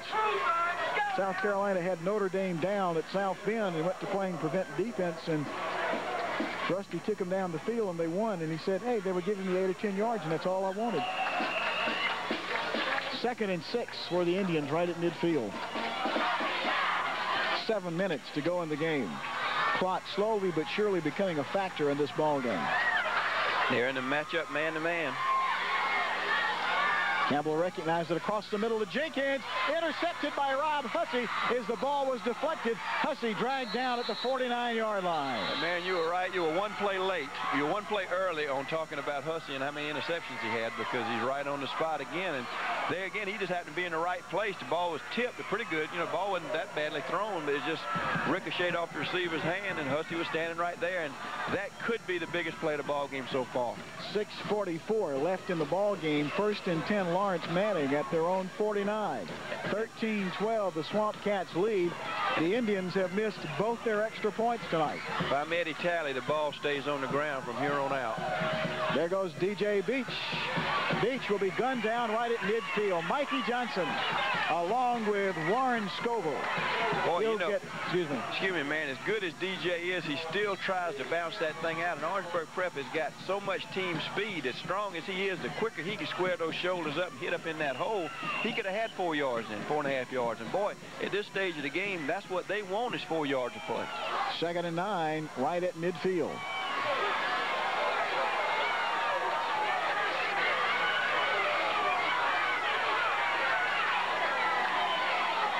Fumble. Pile up back at the 48-yard line. Who gets the ball? Lawrence Manning retains possession.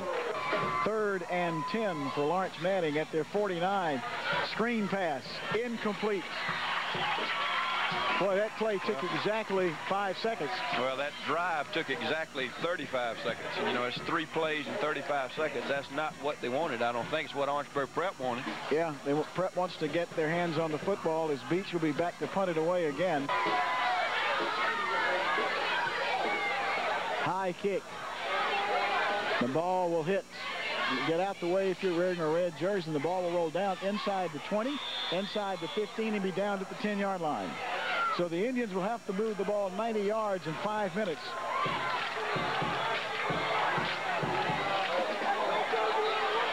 And it's nitty-gritty time. Fred, the season is down to 5 minutes. That's really what it amounts to. 5 minutes and 1 drive. You know, Don Shelley's got to be thinking, boy, we've played 9 good, solid football games and up to our potential in just about every one of them. And we come out here tonight, we're a little flat. Nothing goes right. Everything goes wrong. And, you know, we're 5 minutes away from elimination.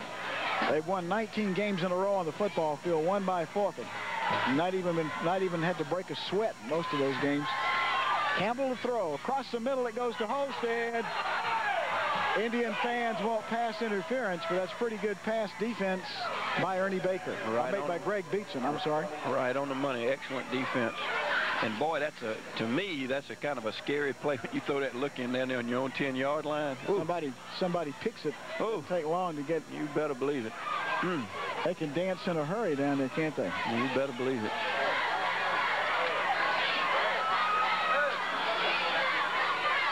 Second and 10, 4:59 left in the ball game.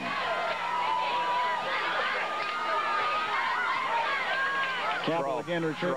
Michael McGuire has some running room. McGuire 20, 25, still running and bumped out of bounds up at the 27. And it could be a late hit there too.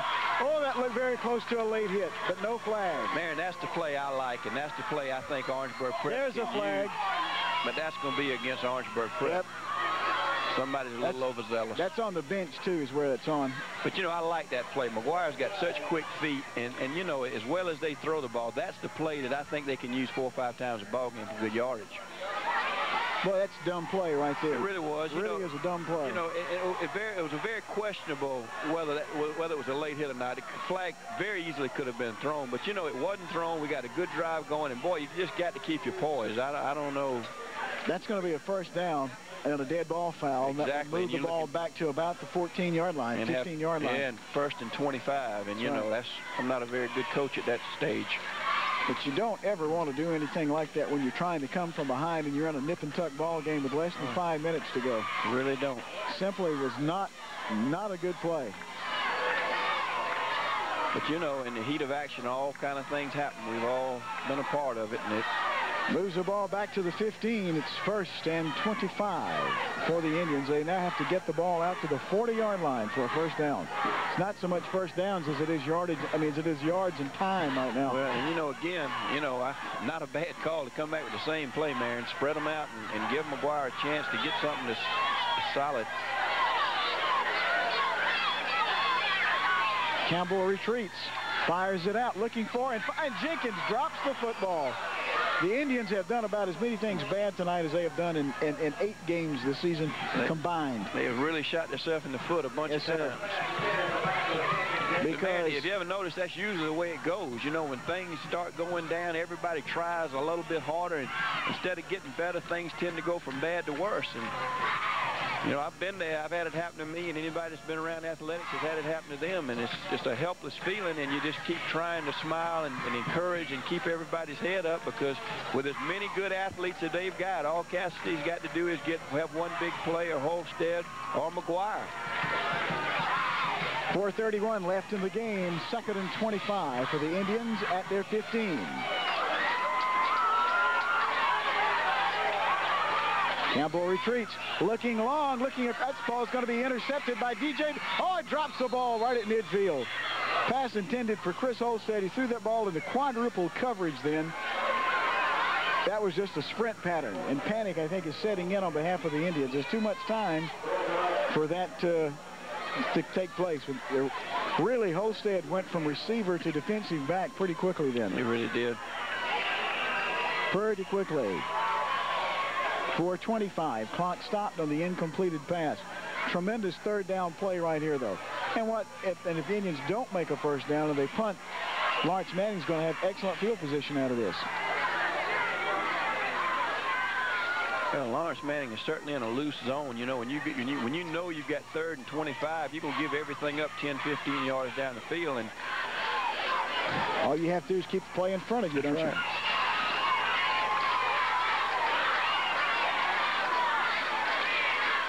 Third down. Everybody standing up. Campbell retreats. Campbell scrambling. Plenty of time. Still retreating. Now being flushed. Campbell running and will be dumped at the 22-yard line. Credit Lawrence Manning with some excellent pass defense, because Steve had all day. No question. Like you say, you know, when you know all you got to do is keep everything, you know, covered deep, it simplifies everything an awful lot. And again, you know, that penalty was really a killer. That was a costly penalty. Went from 1st and 10 at the 30 to 1st and 25 at their own 15, because somebody could not, in essence, keep their cool. Well, we need a turnover, man. We really do. We need something good to happen on these special teams. But you don't need a high snap. Farris gets the ball running for his life. Farris still running, and boy, that could be the nail that drives the coffin shut right there. No doubt about it. They've got, Lawrence Manning's got the ball inside the 15, and they're in 4-down territory, and not, you know. 3 points is all they need right now. 3 points and they go home. 4 minutes to go in the football game. Inside the 4-minute mark. Well, now the clock is stopped. I think the clock's a bigger ally to them than the 3 points. I don't know that 3 points is that desperate to them, but they go certainly run 4 plays, I would think, 4 running plays, and I would think DJ Beach is going to have it at least 3 times. 1st and 10 at the 17. Gamble. There goes Beach trying to sweep to the outside. Good play by Walker Pendarvis. It will be dumped for a yard loss back at the 18-yard line. DJ's got to square those shoulders up and cut it upfield, because as good as he is when he's running laterally, it doesn't take much to get him off his feet, right? I think Prep's got to stop the clock sometimes, too. We're down to 3:30 left in the ball game. 13-12, Lawrence Manning on top. The Indians have missed both extra points tonight, and right now that's the difference in the football game. Or from Lawrence Manning could say we missed one, too. Joe, no question. They had one blocked. 2nd and 11. Gamble wants to throw, looking in the end zone, overthrown, but there's a flag down in the backfield. Well, they had illegal motion, but great Lord, they had a man wide open in the end zone, was wide open at the end of the end zone. Well, I think Orangeburg Prep was thinking like me. They're going to run 3 plays and keep that clock running, and dadbum, they go up top. They've done anything but keep the clock running. 3:07 left in the ball game. Illegal procedure declined. Will bring up 3rd and 11. Let's see what Eddie Talley has come up with. Here's Beach going to the outside. Does he have the foot speed to turn the corner? No, he does not. We'll bring up 4th down, but he stayed in bounds. He stayed in bounds. that clock stays running. And he made a great cut to get 2 or 3 extra yards, and plus he stayed in bounds. And here is a big play. Pitch. They're going to throw the ball. Beach is throwing in the end zone. Forever to get there. Touchdown, Lawrence Manning. Great call, but the receiver was open for days. Greg Beatson to Rob Hussey. And that, I'm afraid, will do it for Orangeburg Prep. Well, man, it's 2:46 left. I mean, a touchdown and an extra point. Here's the thing here now. It's 19-12. If they go for 1, Prep can tie with 2. If they go for 2, then I'm still certain they're going for 2. They're going for the win right here. They throw the ball into the end zone, and it is incomplete. So with 2:46 left in the ball game, Lawrence Manning 19, Orangeburg Prep 12, and it's not over, not yet. Before you build your dream home, take a look at a First National Bank home loan. First National can structure your loan to fit your budget. A First National home loan can be customized to your exact specifications, including financing for new construction, first or second mortgages, lot purchases, or home improvements. Nail down a home loan at First National Bank, member FDIC, and equal housing lender. Kirkland Cleaners, Orangeburg's most complete, offers it all. Dress shirts expertly laundered using all the latest in modern equipment to care for your clothes. Fur cleaning, cold storage, suede and leather cleaning, alterations and repairs, rug and drapery cleaning, even pillow cleaning, something you probably have never done. A convenient drive-through window so you never leave your car. Next time, try Marvin Gingrich and the folks at Kirkland's Quality Cleaners. Nothing gives us more pleasure than a satisfied customer at Kirkland's.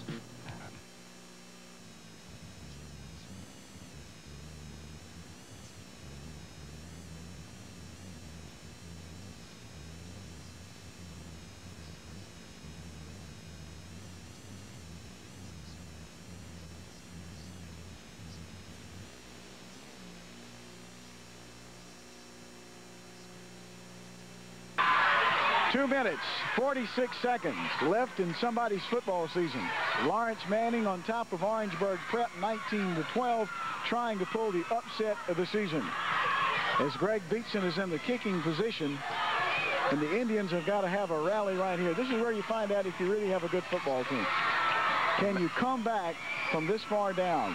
Beatson, the ball will be into the end zone for a touch. Is it out of bounds? Into the end zone. The Indians must go 80 yards in 2:46. Well, believe me, it's not over. They've got too many good players out there and had too good a season and won too many football games to give this thing up. I'll be very surprised if Orangeburg Prep doesn't make a serious threat. There's so many little things in a football game, and you keep going back to when Prep fumbled the ball going into the end zone. Drop passes, missed extra points. Campbell being flushed, fires the ball out. The ball, that's almost pass interference on Steve Atkins, as Atkins made a good play on Kyle Cassidy. Thought, as a matter of fact, that was pass interference. It was very close, man, but the thing that continues to amaze me is generally they've put good pressure on Steve tonight. Lawrence Manning has it. You know, even then when they were, you know, laying back, and you would think not have the pass rush like they're getting, but they're putting pressure on Steve. Well, they're really coming. That's right. A pass across the middle to Todd Wood. Wood still on his feet, breaks the tackle, and scrambles out to the 33-yard line for a first down. Tell you what Lawrence Manning has been able to do tonight. They've almost negated Chris Holstead tonight. They've really been playing him double coverage all night long, and Chris has had a couple of catches, but he has not been the factor one might have thought he would have been in this game. Well, 2.5 minutes is an awful lot of time, man. Campbell again retreats, pumps, brings it down, now scrambles, being pressured, fires out, overshoots Holstead up at the 40-yard line. And a lot of pressure. It's blowing in that time was Buddy Truitt, a defensive end, and really put a lot of pressure on Campbell. Stops the clock. 2:20 to go in the ball game. 2nd and 10 Indians at their own 33-yard line.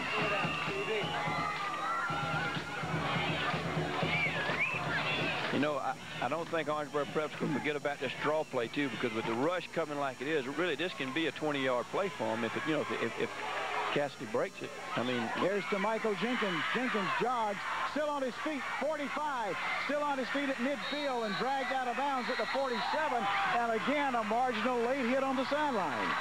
Like I said, it's a lot of time left. 2 minutes and 12 seconds is a long time. That same Bill Spires that we interviewed at halftime took us 83 yards in the final 2:12 against Wilson Hall to pull that victory. So believe me, it's not over. I can still see Walt Turner stretched out horizontal to the ground, making that diving catch to keep that drive alive. 2 of the best catches we happened back-to-back. Walt made his catch, and then Lee Pickens for the touchdown in the very next play. 1st and 10 Indians at the Lawrence Manning 47. Campbell sprints, fires deep, looking for Kyle Cassidy, and overshoots him. You know, if that ball is on the money, that's almost 6 points, because the defensive back is committing early, and he committed for the intercept and didn't make it. Well, that was a very, very tough throw then, and you know, Lawrence Manning lost containment, and Steve might have cut that thing up and made a 10, 12-yard run. You know, 2 minutes and 7 seconds is an awful long time now. I'm telling you, you can run a lot of plays. Doesn't seem that long when you're on the field, though. No, not depending on which side you're on. If you're on the offensive team, it doesn't seem like that long, but defense seems like an eternity. 2nd and 10. Ball snapped early. Throwing downfield, looking for Jenkins on the boundary. Jenkins has the football. Michael Jenkins knocked out of bounds inside the 15.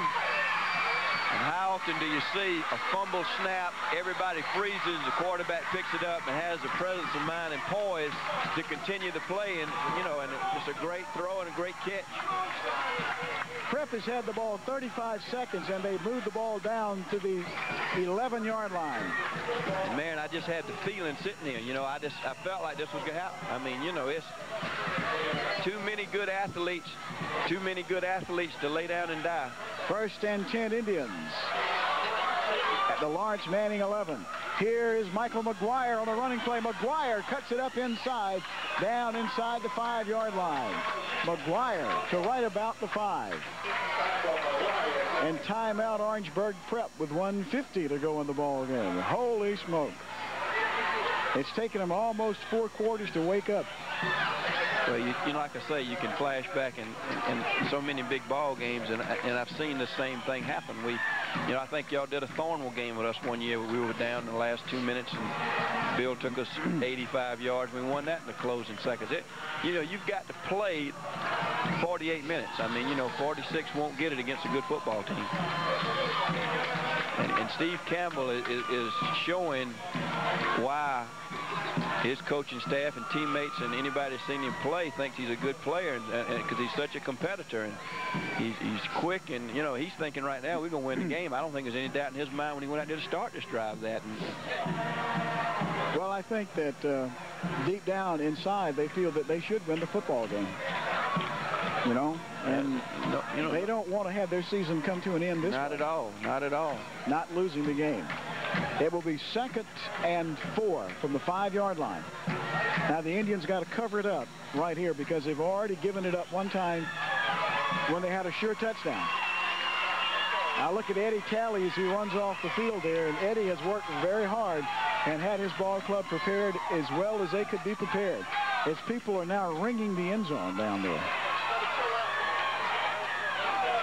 2nd and 4. Pitch here is McGuire. Good defensive play, and crashing through is Steve Atkins to smell that play out and dump McGuire for a 5-yard loss back at the 10-yard line. Tough situation, no question. You want to run the ball in there, and Manning's going to the matchup, which is so tough to run against. 3rd down. Let's see if Campbell's going to throw. Sprints back. Still sprinting. Steve Campbell in trouble, and he'll be dumped for a loss. But what an effort. I mean, you know, how many guys did it finally take to get him down? 5 guys must have had a shot at him. Credit Lawrence Manning with a great defensive call on 2nd down. Has Orangeburg Prep got any timeouts left? I don't know. The clock is running. We're down to 1:10. They need it now. Here's the whole ball game right here. 4th down and 12 back at the 13-yard line. This is it. This is the ball game in the season right here. God, look at the middle of the field, Marion. Is the middle of the field open? Gracious. Campbell rolls back, looking, fires, and he's incomplete. It wouldn't have mattered because they wouldn't have, they were looking for the hook and lateral there, I think. Wood turned around, and that's probably the ball game and probably the season with 48 seconds left. They're looking for something, we thought, across the middle then, because the middle was pretty wide open, but the ball didn't get there. Well, you know, it's a lot easier to sit up here once a play, you know, starts taking shape to see what's good and what isn't. And barring a miracle, Orangeburg Prep. You know, it's really going to be bad. This will be the first time in 8 years that the state championship would not have come back to Orangeburg. Yep. Breaks a string, 4 years at Wade Hampton, 3 years at Orangeburg Prep. And like you said, unless there's a miracle, and Prep cannot stop the clock. They're out of timeouts, undoubtedly, because the clock rolls along. We're inside the 30-second mark. Lawrence Manning must take one more snap. Lawrence Manning came in here well prepared. They had the game plan they needed and simply outplayed Prep. They really did. Who was flat almost from the word go, even though they did give away a touchdown when they fumbled the ball away. No question, but what leadership Lawrence Manning got from DJ Beach. You know, man, you got to remember that they played this game 2.5 quarters without Mark Sexton. So, you know, what a tribute to the. Well, let's not forget about Prep, too. You don't win 20 ball games in a row without having something going for you, and you don't win as many games as you have in the manner that they have. But tonight, just quite frankly, belonged to Lawrence Manning for whatever reason. I guess injuries perhaps finally caught up with Orangeburg Prep. Well, I think that, and as much as anything, you know, you beat a team 40 points early in the year, and you know, it's hard to get them back up. You know, we've said it many times. It's no question the team that's got beaten so bad has got a definite advantage because they know what isn't going to work. And if you're sitting over here in Don's shape, you say, well, we'll do the same thing we did against them last time because it was good then. And you add in some untimely penalties, some turnovers, an emotional game on Lawrence Manning's part in which they played with tremendous desire and intensity. And add all those things up, and that's what upsets are all about, and that's why they play games on Friday nights and Saturdays and Sundays. Right. And you pick up the paper every day, and it's upsets. That's why you don't play games on paper. You're right, because let me be the first to say I had no idea this was going. Congratulations to Eddie Talley and Lawrence Manning, who have pulled really the upset of the year in Skeezer. Beaten 41-6 back in September, they have come into Orangeburg, which is another amazing thing. They did it as the visiting football team and upended Orangeburg Prep. Prep's closest brush with the defeat, if you will, was two 21-0 games, one at Thomas Hayward and one at Providence. You said upset of the year at Skeezer. Let's say maybe the upset of Skeezer. You know, this could very well be the upset of Skeezer. Well, it very well could be. Like I said, it brings to a end a string of what had been 7 state championships in a row that had come back to Orangeburg, but it will not to be here in 1989. And you really have to feel sorry for the 20 seniors on this ball club, guys. Like Chris Holstead and Mikey Johnson and Russ Hewitt and Todd Felkel and some other guy and Michael Lambrecht and some fellas, and I'm sure I'm leaving some out, Warren Scoville and Will Culler and those guys who were hurt and didn't get to play. They paid the price to get to where they got, because they certainly had to work hard, and being better than everybody else is certainly no sin, because it shows that you must work to do that. No question. And tonight, it just wasn't to be, and I know that they feel like their world has ended right at the moment, and but the sun will rise tomorrow. It'll rise in the morning, and life will go on. But, that's right. You know, like you say, this group certainly has nothing to be ashamed of. It happens all the time. It's bad when it happens to you, but upsets are part of the game. What makes it a great game? That's exactly right. Final score, and we'll be back with some final comments in just a moment. Semifinal round for AAA schools in Skeezer. Big upset. Lawrence Manning, 19. Orangeburg Prep, 12. Dave Lennox created the furnace in the 1880s. Chuck Collier created Orangeburg Heating and Cooling in the 1970s. And ever since been dedicated to providing total comfort for homes, businesses, and offices. At Orangeburg Heating and Cooling, total comfort means that you eat, sleep, relax, and work in a stable, comfort summer and winter. Lennox and Orangeburg Heating and Cooling wants to provide total comfort for you. Call us today. Ethel has a long history of growing with Orangeburg. It all began back in 1937 when the late Dr. T.E. Wanamaker founded Wanamaker Chemical, purchased by Ethel Corporation in 1953. During the past 50-plus years, the Ethel plant has grown substantially and today provides jobs for more than 500 local residents. Ethel is an integral part of our community because they have a long tradition of community involvement. Ethel, people who care about Orangeburg. Lawrence Manning, 19, Orangeburg Prep 12. As I look down on the field, and the chains will be rolled up for the last time this year here at Indian Stadium. Certainly, we congratulate Eddie Talley and his staff. They did a marvelous job preparing this football team. They just did everything correctly. Well, it's as good an effort as I've seen, you know, by 14 kids in an awful long time, Marion, and they do deserve all the credit in the world. You know, their kids played hard, and the coaches did a good job preparing, and, you know, it's what football is all about. I mean, you know, we're all Orangeburg Prep people, but, you know, let's give credit where it really belongs, and that is in those kids from Lawrence Manning who came over here on a mission and surprised you and I and everybody here, the entire state of South Carolina. That's right. As far as that goes. And no question. Lawrence Manning will go on to play the winner of the Robert E. Lee Thomas Hayward game. That game being played up in Bishopville tonight. And for Orangeburg Prep, unfortunately, their season will end at 10-1. But for this ball club, their record for the last 2 years has been 20 wins and 2 losses. And that's as good as anybody anywhere. And ain't bad. That's not bad at all. But it has ended here tonight. Like I said, Lawrence Manning just did everything correctly. They had 1 turnover. They had the fumble. Prep had a couple of fumbles in the ball game. And the big play, the killing play for Prep, was when it looked as though Prep was going into the end zone to take the lead. They fumbled the ball just outside the end zone. The ball rolled into the end zone and was recovered by Lawrence Manning, and that ended the Prep drive, and Lawrence Manning went on to win, and really scoring on a gutsy play, because if Lawrence Manning doesn't score on the 4th down halfback pass, Prep is in a position to kick a field goal at the end and win on a field goal. As it was, it wasn't to be. As you look out on the field now, the Lawrence Manning people have formed a circle, which is something that they did after the game in Manning back in September, and they will now. They do it every game. Yep, and it certainly has paid off here tonight for them. So our congratulations to Lawrence Manning. Also our congratulations to Orangeburg Prep, who had a wonderful season, and you just hate to see it end in 48 minutes on a cold Friday night, but it did here on this Friday night. Before we go, some thanks, first of all, to Eddie Talley and all his help over at Lawrence Manning.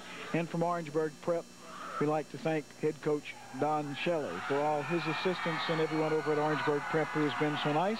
Also, thanks to our cameraman tonight, who did such a great job, and to our director, Bob Bobbitt. And Fred, thanks to you. I enjoyed working with you again. I'm sorry that we don't have one more. They cut us a week short, man, but I did enjoy it. It's a lot of fun, and you know, it's a good place to watch a game from, and I always enjoy working with you. And there's always next year. Yes, sir. As they say, always next year. Again, congratulations to Lawrence Manning, and good luck to them next week in the state championship game against either Robert E. Lee or Thomas Haywood. And we thank you for watching, and join us again soon. For Fred Stabler, Marion Garris bidding you a very pleasant good night from Indian Stadium. Good night, everybody. You've been watching high school football on Jones Intercable, brought to you tonight by First National Bank, the bank with more locations than any other bank in the Orangeburg area. By Orangeburg Heating and Cooling, Orangeburg's Lennox dealer. By Kirkland's Cleaners, serving Orangeburg since 1924. By Ethel Corporation, people who care about Orangeburg.